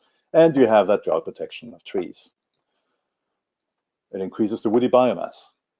But it also helps water recharge. And that's been recently published by a bunch of our scientists in 2016. And what they actually showed is that this current model is correct. That in the Sahel, the open degraded landscapes on the left have a lot of transpiration of rainfall, a lot of surface runoff, a lot of soil evaporation, and so have very little infiltration and thus very little groundwater recharge. And the extreme right, the forest systems, have a huge amount of transpiration from those trees, even though they have a huge amount of infiltration. And they have very little surface runoff and soil evaporation, so that their ground recharge is slow anyway. The optimum for ground recharge is the middle systems, these parklands, these phytoherbia parklands, where you do have enhanced transpiration and interception compared to the system where you have hardly any trees, but you have much less soil evaporation, you have much less runoff, thus you have much more infiltration and much more groundwater recharge. And anecdotally, in a number of the places where these parklands have come back, we have noticed that the water table is rising again. Not bad in a dry zone. But it's a global story as well. It's even a geopolitical story. This chart shows you the dominant winds around the world. Look at the region of Central Northwest Africa. The winds are coming from Kenya and Ethiopia and going across to the Sahel. Now, look at this chart. And what that shows you is the amount of rainfall that ends up evaporating again rather than being recharged. In Western China, in Eastern Africa, across much of Russia and Eastern Europe, in northern Brazil, and in the Western US and Canada, much of the water that falls as rain will evaporate again. Finally, you can actually measure the difference between rain that originated from the oceans and rain that originated from the evapotranspiration from plants and from trees, because there is a differential uptake of certain isotopes in those. And what you find corresponds quite closely to what you see in this evaporation chart, focusing again on East Africa. The water evaporates in East Africa, and it falls back as rain in West Africa. So when you plant trees in East Africa, not only are going to benefit the farmers in East Africa, but you're going to benefit the farmers in West Africa as well. This is what this chart shows in more detail. The proportion of rainfall that came from plant transpiration has been measured in these various spots. And as you can see, it's always surprisingly large.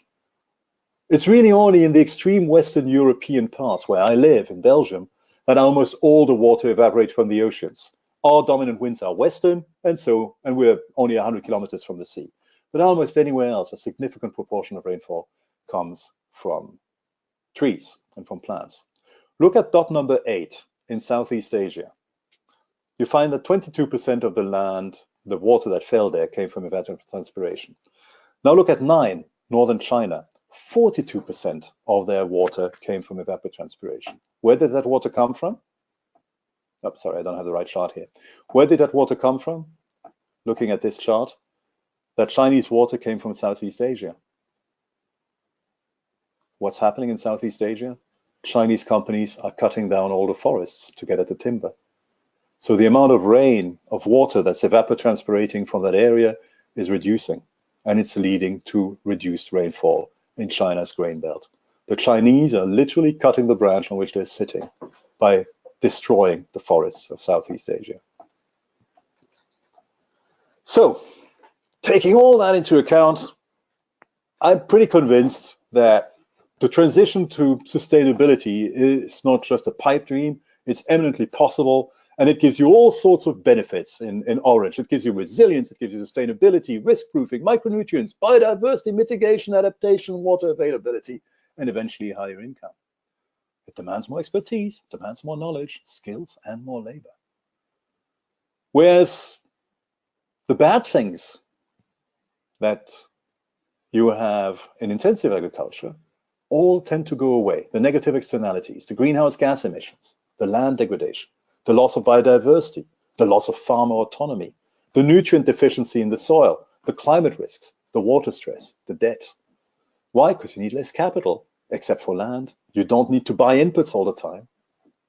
So your yields, just measuring the crops here, not measuring all the other things that are growing there, are going to stay roughly the same, maybe a bit higher, a bit lower.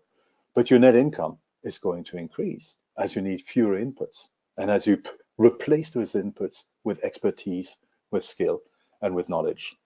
So moving from intensive agriculture to agroecological systems does not mean we can't feed the planet. Sorry, input guys, but standard argument you're making is just groundless. It simply means that we need to bring cleverness out of the lab and back into the heads of the farmers. We need to figure out a way of getting farmers to receive the knowledge that they need.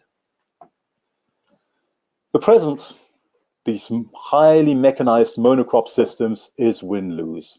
Doesn't use natural resources really well, needs a lot of inputs, including diesel and pesticides. The outputs are okay in terms of crops, but not really good in terms of pollination, amenity values, or timber.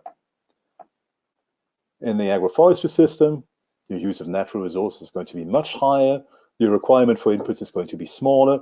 You're going to get roughly the same yield as before, but you're also going to get everything else. All that timber, that pollination, that amenity effects, the energy, you name it. So by now, those of you who are still online must be asking yourselves, if this is true, why does the world look like this? Why is this the picture that a poor farmer in Africa dreams of when he dreams of being a rich farmer? It's easy. First, our brains are tiny. We human beings think we're really clever, but we can't handle complexity very well. And so the institutions we've built reflect that limitation. We have ministries of agriculture, we have ministries of forestry, we have ministries of maritime affairs, we have ministries of environment, we have ministries of climate change. Everybody has their own little silo that they till. The real world, of course, is a mix. And in the real world, nutrients and gases and water and energy flows between all of these different systems. And so we have coordination meetings between the ministry of this and the ministry of that. And lots of money is spent on getting people to meetings and on writing reports and position papers and blah-de-blah by clever people who are trying their best, but who have to operate inside inadequate institutional systems. Second, we have a cultural issue. This looks like a healthy field, but almost certainly isn't. This looks like a mess, but probably is quite a healthy field. Third, modernity. You have no idea how damaging modernity is. This is what the city of Birmingham looked like in the 1930s. Birmingham, England. This is what the same city looked like in the early 60s. They decided to put roads everywhere, to segregate, to put offices in one corner and factories in another and tower blocks in yet another. They destroyed the fabric of the city. And that didn't just apply to cities. It applied to agriculture as well. This is a Soviet-era poster extolling the virtues of Soviet agriculture. I don't see a single plant there. What I see is a chemical plant in the background generating pesticides or fertilizer, and a line of tractors coming out of a factory with a proud word saying 1 million tractors produced. Second, our business model, and by our, I mean everybody who is interested in a better management of the land. Right now, our monetization strategy mostly involves donors giving us money. I spend half of my time begging donors to finance our research. And I'm sure that all of you out there are having trouble finding the money to do what you do. The reason for that is we have no cash flow. If I'm one of the big boys, and I sell you my wonderful stacked seed with a perfect fertilizer and the pesticide that's just designed for it, it will work. It'll be gorgeous. That dope will give you such a high because you're going to get such a beautiful crop. And next year, you're going to come back and buy it again and again and again. Every year, I'm making between $200 and $500 a hectare from you. Meanwhile, your soil is going down. The quality of what you produce is going down. And your yields will be going down. It doesn't matter. Because in 5 or 6 years, when the current miracle seed is not good enough, I have a new one, an improved one to sell you. So I've got massive cash flow. Whereas if I'm some agroforestry or agroecology dude, and I come and tell you how to plant trees on your field, first, you've not heard of it before, so why should you give me any money? But let's assume you have and you give me a little bit of money. Great, so you give me a little bit of consultancy fee. And that's it, because after that, you're on your own and you're doing perfectly well without me. So instead of making $200 to $500 per hectare per year of you every single year, I may be making a few $1,000s once. So I have no cash flow. So I cannot multiply. I cannot reach economies of scale. So I'm always struggling to get my message out. I can't market, unlike all of these guys who've marketing sewn up. I can't research, unlike these guys who are spending billions trying to squeeze a little bit more efficiency out of 2 or 3 crops. And I have very little political influence because I can't afford to pay a lot of lobbyists. But some of it is our own fault, frankly. Our marketing. Oh boy, our marketing. What do they call this? They call this conventional agriculture or traditional agriculture. There's nothing conventional about it. There's nothing traditional about it. None of this existed 70 years ago. But whether it's wheat or maize or soy or beef or rubber, they call it conventional agriculture. Always the same. And even us, we use that wording. What do we have? We have this. We have 1,000 gurus, each with their own favorite vocabulary and their own favorite word. And there's tons of them. I've just started collecting these a little while ago. And whenever I find a new word, I add it in there. And some are big words like conservation, agriculture, or agroforestry. Some are more obscure, like my favorite is probably farming God's way. But they all mean the same thing. They mean think before you spray and add perennials such as tree to your system. Why don't we call it the same way? Why does everybody have to invent their own vocabulary? Why does everybody have to have their own website? Why does everybody have to operate in their own little silo? Because you know what it means? It means that the guy who's interested, who's typing, for example, ecological farming in Google, is only going to get 5% of what's out there. The guy who's typing agroforestry is only going to get 7% of what's out there. Because so much of it is hidden behind the words of other vocabulary. Then we forget that people have aspirations. This picture is from Namibia, and I'm sure this gentleman's brother has a donkey cart called Ferrari. People dream that their children will have a better life than themselves. And they dream of the same things that we dream of. They dream of a big car, a comfortable house, an easy life. Instead of that, our brochures, our marketing, our talks, the pictures like this. What this picture says is, thanks to this project, I get to smile while carrying a heavy load on my face up a steep hill. What kind of marketing is that? This is aspirational. It's agroforestry, but it's agroforestry with a big red combine in the middle of it. Show this to a poor farmer, and this is something he can aspire to. Not this. Excuse me.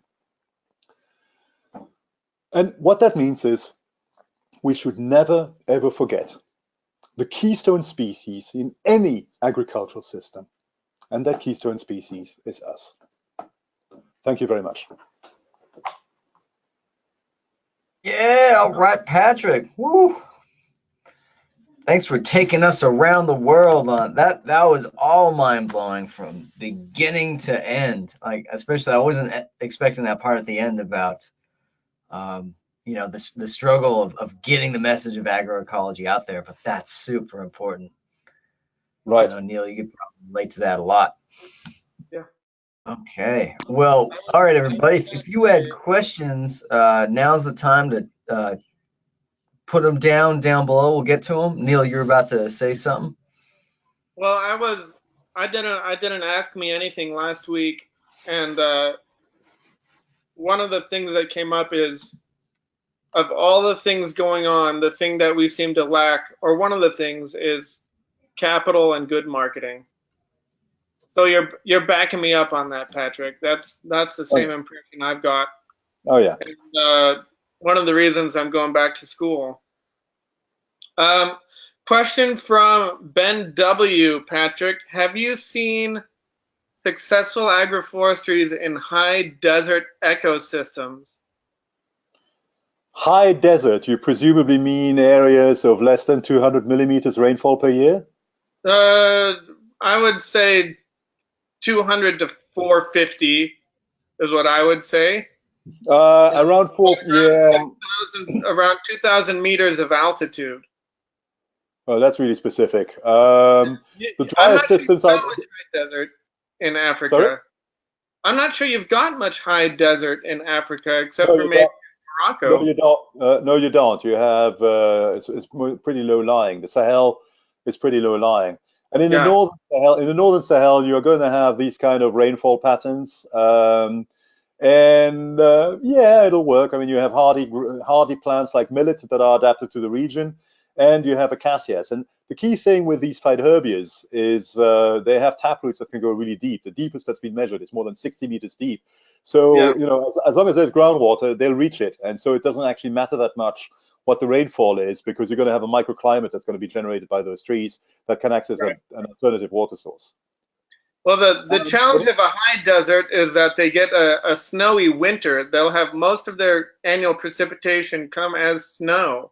Right. But I'm not sure that outside of, I don't know what the climate analogs looks like. The person asking is likely coming from Nevada or Wyoming. Right. Well, these high desert areas, as far as I understand it, they tend to be grasslands mostly. And the water tends to be limited to the riparian buffer. Sorry, the trees tend to be limited to the riparian buffers. So I would imagine that naturally those are environments in which you have either no perennials at all or very low perennials. Like for example, in Central Asia, there's one called saksao. It's a shrub. It's very nutritious. You can feed it to animals. It grows really, really slowly, but it can cope with rainfall of as little as 100 millimeters per year. You have, so no, not really. I can't whip a magic agroforestry system out of my hat for that kind of condition, I'm afraid. You bet. Wait. There was one from Hannah. She had a question. She had the first question. Hannah Apricot-Ekberg, co-founder of Permaculture Magazine.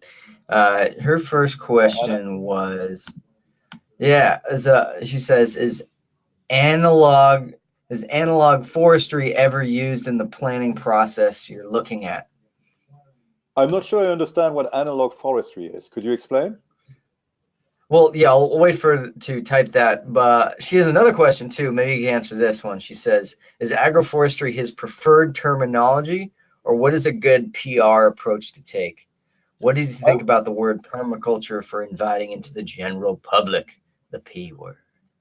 My favorite word is probably agroecology, because it encompasses it all. It's about holistic grazing, it's about agroforestry, it's about permaculture. Because the key thing that we have to remember about these agricultural systems, or these silvopastoral systems, is that they need to be adapted to their local context: the climate, the weather, the soils, the slopes, the markets, the infrastructure, the amount of labor available, the amount of capital available. And that means they will be extremely variable. And my understanding of the word permaculture, and the permaculturists I know, they are running extraordinarily efficient and extraordinarily complex systems. But the ones I know, and I'm maybe simply ignorant, tend to be focused at the level of a homestead. So they tend to be systems that you operate at a relatively small scale for one particularly smallholder farmer. Whereas agroecology is something that frankly can be applied at all scales. One of the most exciting things that we're trying to push is to get big farmers to start adopting some of these techniques. Why? Because whether we like it or not, big farmers are taking over the world. America is full of corporate farms now. And if we can get the corporate farms to do a little bit of agroforestry, it'll be better than them not doing agroforestry. So for me, agroecology, not agroforestry. Agroforestry is a subset of agroecology. Silvopastoral systems are a subset. Permaculture is a subset. Because what it all means is managing the ecology of a landscape in order to generate an agricultural benefit. I'm not sure if that answers your question the way you wanted me to answer it, Hannah. I think that's great. Yeah, I think that answers it. She says, okay, thanks. And she says about the analog forestry. Analog forestry surveys what function are missing from the system, and then what trees can best fill that niche, including developing economic returns from the forest system. This doesn't always mean what is native, but what can generate the most benefits.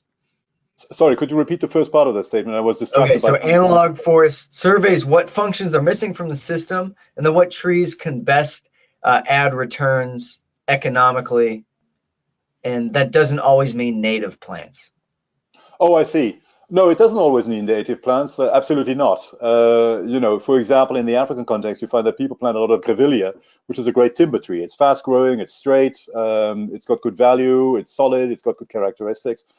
So people do like exotics for a reason. There's a reason you see so many mangoes everywhere. You know, they're tasty. And some of those native fruits take some getting used to.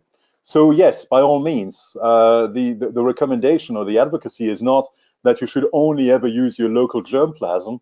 You can and you should optimize the system for your needs, including using exotic species if necessary.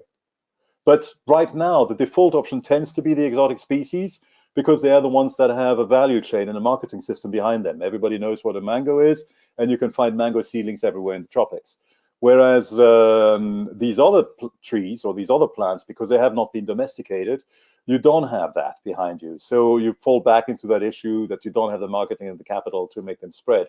So our recommendation would always be to give the local plants a strong nudge, not to forbid the use of exotics, but so that they are at least on the level playing field with the exotics. Does that make sense? Yeah, I think that makes sense. Awesome. Great. A lot of good people on this. I mean, a lot of names, like, you know, we got John Valenzuela. He's a great tropical tree and expert here in the California area. You know, Seth was doing a lot of stuff in Haiti. Seth Peterson, we had a webinar with him, the permaculture chef. He is asking, what resources on agroecology do you recommend? And more specifically, what are your thoughts on Miguel Alterier, Willie Smits, and Scotch, if you know about these individuals? What would I recommend? Let me look at my... Bring out the books. Yeah, I'm going to bring out the book. Give me a second. Yeah, one book. There's only one book out of the 400 in your wizard's library that you can bring out here. I think we've got 3 previous speakers in our group right now. Yeah, we had Seth, Tim, Tim Richards, Judith. This is a great group. All right, here comes.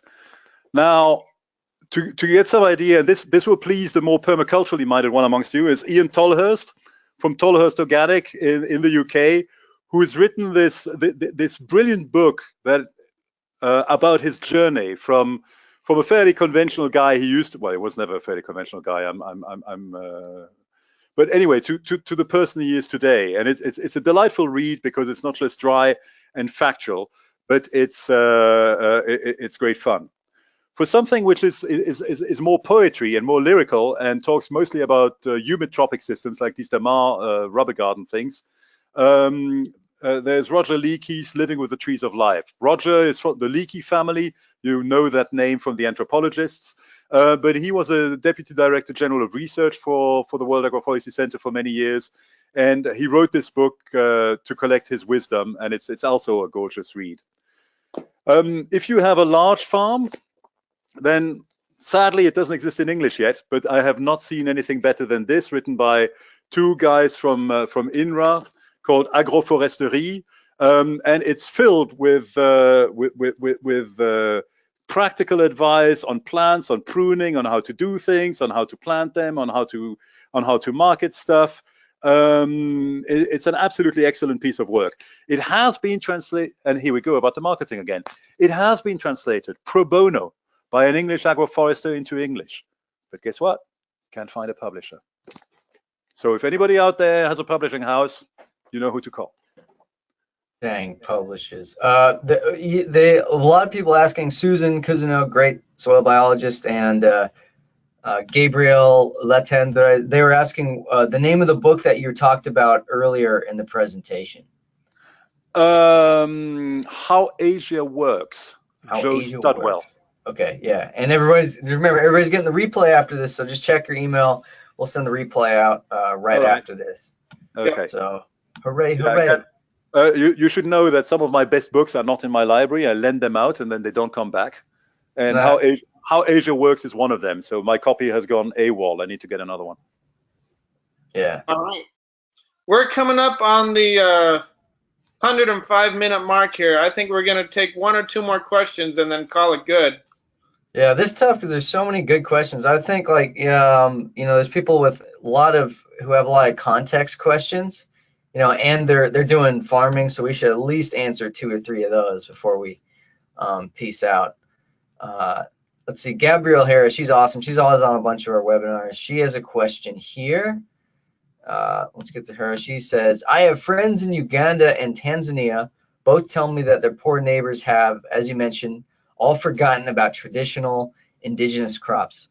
Are there organizations around who promote knowledge about cultivating and cooking traditional foods in these countries? Yeah. Most of the aid organizations are trying to do that. So the Food and Agricultural Organization, for example, has a brilliant nutritionist in Malawi called Stasia Nordin, an American Peace Corps volunteer who stayed. Our organization is trying to do that. The big development organizations like Oxfam or CRS or World Vision will be trying to do that. But that leads us into a completely different debate, which is why development aid is so ineffective. It would take us another hour to unpack that one. But so, yes, a lot of people are trying to push in that direction, but not very effectively. Perhaps some of the better ideas are things that have to do again with marketing. There's a brilliant TV program in Kenya called Shamba Shape Up. Shamba is a farm in Swahili, and Shamba Shape Up is like this idea. You had these shows on Western TV a few years ago, where you go into somebody and you turn their life upside down. You go and see a fat slob and you turn him into an attractive human being, or you go in and see a kitchen and you turn it into a beautiful kitchen, or whatever it was. And Shamba Shape Up is you go to a farm and these guys turn it around, and the camera crew looks at what happens as the farm is turned around. And it's one of the highest grossing shows on Kenyan TV because almost everybody comes from a farming background, and everybody likes the combination of insight and gentle ribbing that the show gives people. So it can be done, and the format is actually being replicated now in a number of other countries. But of course, not everybody has a TV, and it's not enough, but it's a good start. Pimp my farm. Pimp my farm. That's exactly what it is. Pimp my farm. That's cool. We're like Sepp Holzer eye for the old farm guy or something like that. Okay. So here's questions for some farmers. This is from Felicia Hobart. She's asking, how do the small farmers deal with animal and fencing with their trees? Well, when they are young, the trees have to be protected, and often, well, there's 2 different ways. Two different phenomena that are linked but are separate. First are the trees that belong to the village itself, or to the members of the village itself. Sorry, the animals that belong to the village itself. And second are the animals that are coming through from nomadic systems. Let's look at the first system first. When everybody agrees that trees are a good idea, then people will invest what's necessary to keep the animals under control. Remember that the animals they're not fenced, but they're rarely left entirely free. There's a cow herd or a shepherd or a goat herd with those animals most of the time. That's what young boys do. And so they can protect the trees if they feel like it. After all, they do it from their crops. The maize crop doesn't get eaten by the animals, despite the fact that it's not fenced in. So it can be done. More difficulty comes when you have nomads coming through, and when they come from extremely degraded landscapes and they're invading farmland, and you have battles, you have little wars that happened last year in Laikipia in Western Kenya, right now happening in central northern Nigeria, where you have several thousand dead actually between I was going to say battles between farmers and herders, but it's not that. It's invasions by heavily armed herders using weapons that came from Libya's arsenals and started spreading across West Africa after the destruction of the Libyan regime, and that are killing farmers to pasture their animals, or even worse, the animals that belong to big men in the cities on these landscapes. And then you have innovation as well. I saw one farmer in Zimbabwe, and she didn't have a cow herd to keep her cows under control, but yet the cows were not eating the maize. What was she doing? She was growing chilies. She was mashing the chilies with water, and she was using one of these spray things that we use to clean windows, and spraying the outside of a maize patch with this chili water. The cow goes and tastes it once and never comes back. Hmm. There we go. It's like the famous bone sauce. Yeah, like a cattle bone sauce. Yeah, yeah. Otherwise, fencing as such, you can't do it. It's too labor intensive. First, metal fencing, barbed wire and so on, is unaffordable. And local fencing would tend to be thorn bushes. And I'm sure you've seen those pictures of kraals, so round structures of thorn bushes with one or two houses or huts inside it. And the family and the animals are kept during the night inside those kraals to protect them against wild animals. You can do the same thing with trees. You can you put your seedling down and then you cover it with dead thorn bushes, and then the tree is protected from browsers or grazers while it grows until its canopy breaches through those thorny environments. But it's labor intensive. Very cool. Okay, so here's a question about collaboration. This is where he asks us. It's from Mike. He's saying,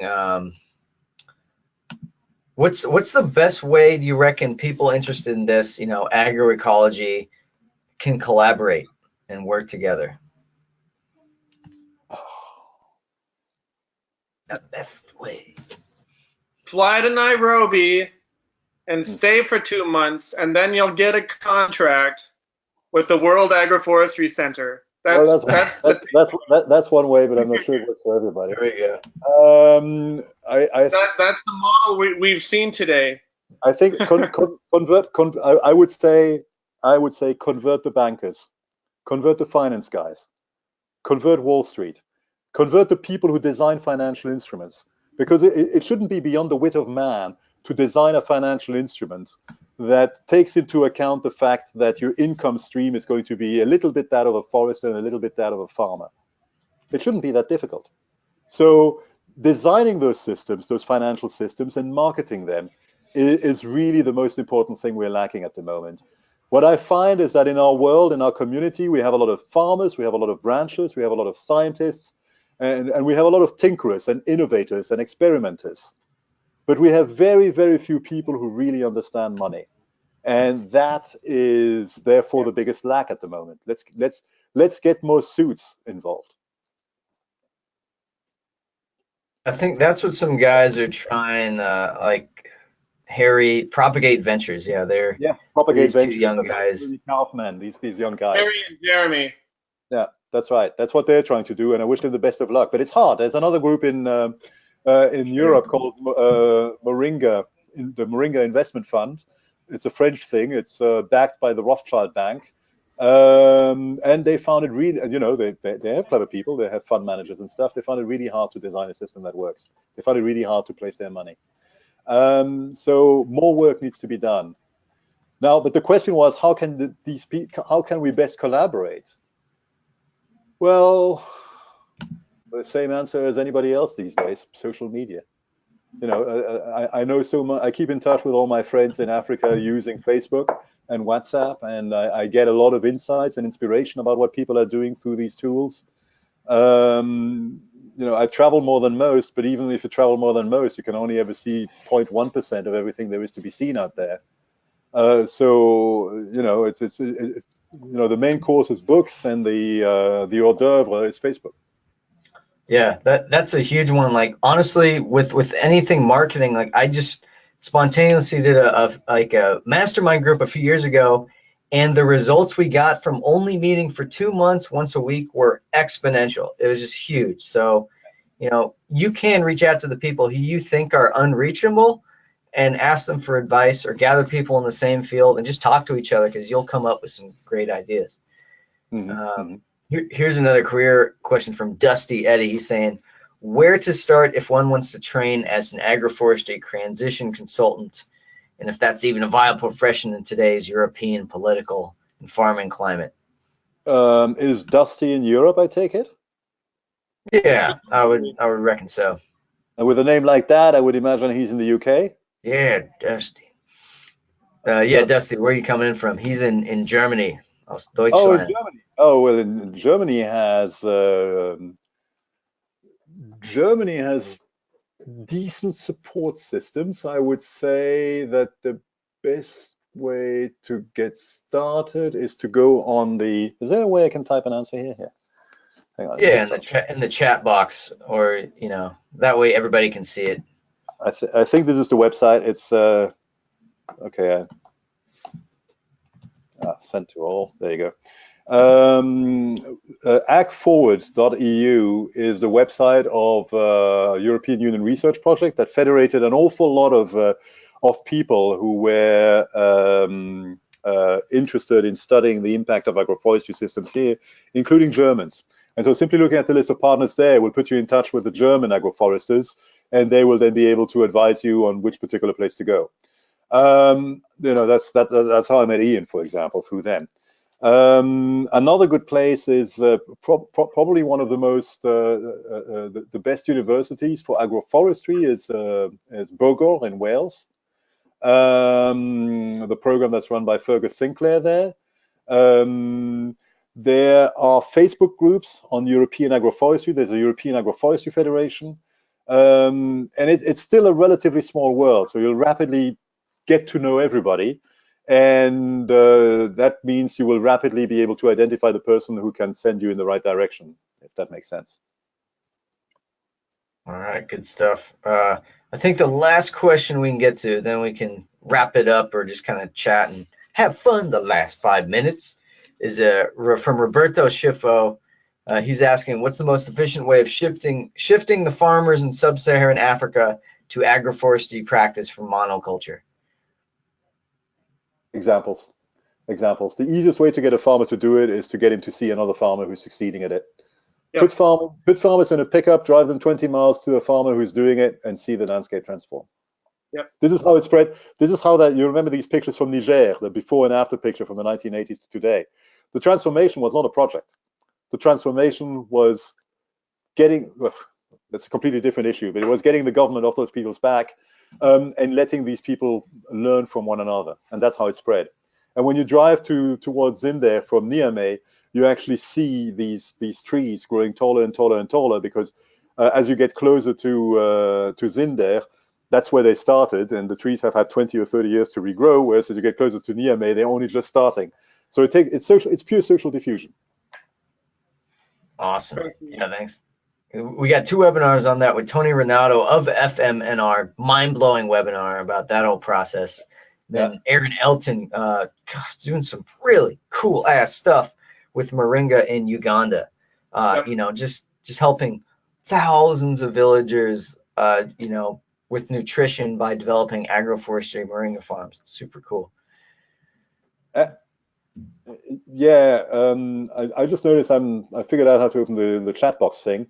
And it would be great to see. It would be great to see the questions later. I want to thank all the people who as I was recommending books, went and found the links and posted the links. Great job, guys! Thank you very much.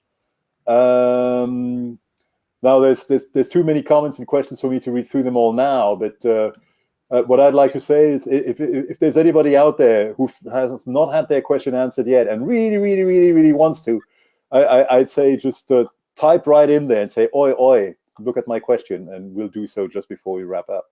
You got it. I'll send, like, I can download the chat log and then I'll attach it to the replay email along with send it to you, Patrick. And then that way, like, everyone can kind of like see the comments, they can see your email. And that way everybody can collaborate if they want. Yay. All right. Here we go. Yeah, Patrick, that was great. I like especially the hilarious bits you inserted, like, I'm the chemical seed guy. Let me whisper secrets in your ear. I like that. Oh yeah, it's that's not awesome. that far off. And I love my collection of old Soviet posters. There you go. Yeah. All right. All right. To the 55 of you who stuck around, thanks very much. For those of you watching this as a replay, you can get in touch with me or Raleigh. Neil at sustainabledesignmasterclass.com or Raleigh at sustainabledesignmasterclass.com. If you want to get him, Patrick, you can look him up at the World Agroforestry Center or on Facebook. I got him on Facebook. But we're going to cut the recording, so thanks very much. Next week we have Matt Powers, and the week after that we've got Elaine Ingham again. So stay tuned. Yeah, that should be exciting. Matt's going to talk about pathways to regenerative careers. So people who want to get more career into it, he's going to talk about that.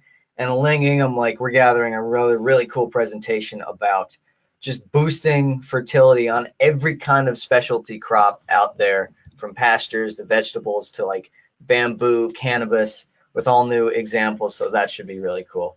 Again, It's the first time, check us out at sustainabledesignmasterclass.com. Everyone's getting the replay after this. And yeah, we got 51 other awesome webinars like this, and can't wait to get more of these on, develop it, get people collaborating more. And we're going to have more women on soon too. So we'll even out the ratios.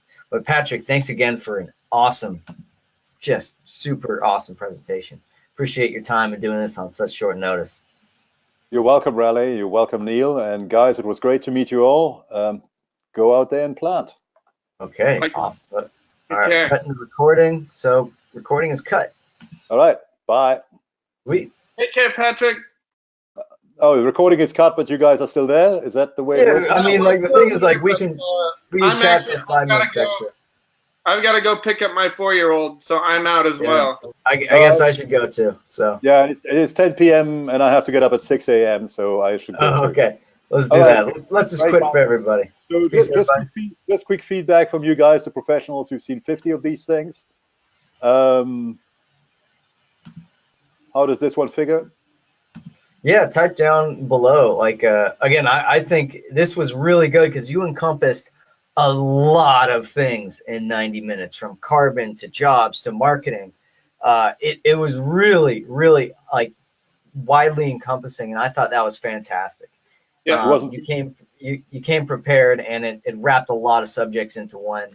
And I think this could hold its value in like 40 years ahead. It's great. It's fantastic. Doubt that, but yeah, no, the issue when you do this is you always wonder how much to pack in, because people can be overwhelmed by that sort of stuff. There's just too much sometimes. Yeah. No, I feel it. Well, we'll send you. We always get some follow-up emails. We'll forward them along to you for the feedback we get. Okay. Good. All right, guys. Good night, or rather, good day. Good night, Patrick. Raleigh, are you downloading all these comments? Yeah, they're all automatically saved, and then I just save them out of GoToWebinar, and then save it as a text file, and then you'll see it afterwards. Cool. All right. We're all set. Okay, good. All right, so thanks, everybody. Where do I click stop? Just close. Click file and then end the webinar. And I'm going to end it for everybody, so you got no choice. It's ending no matter what. Okay, thanks, everybody. Okay. Bye. Bye-bye.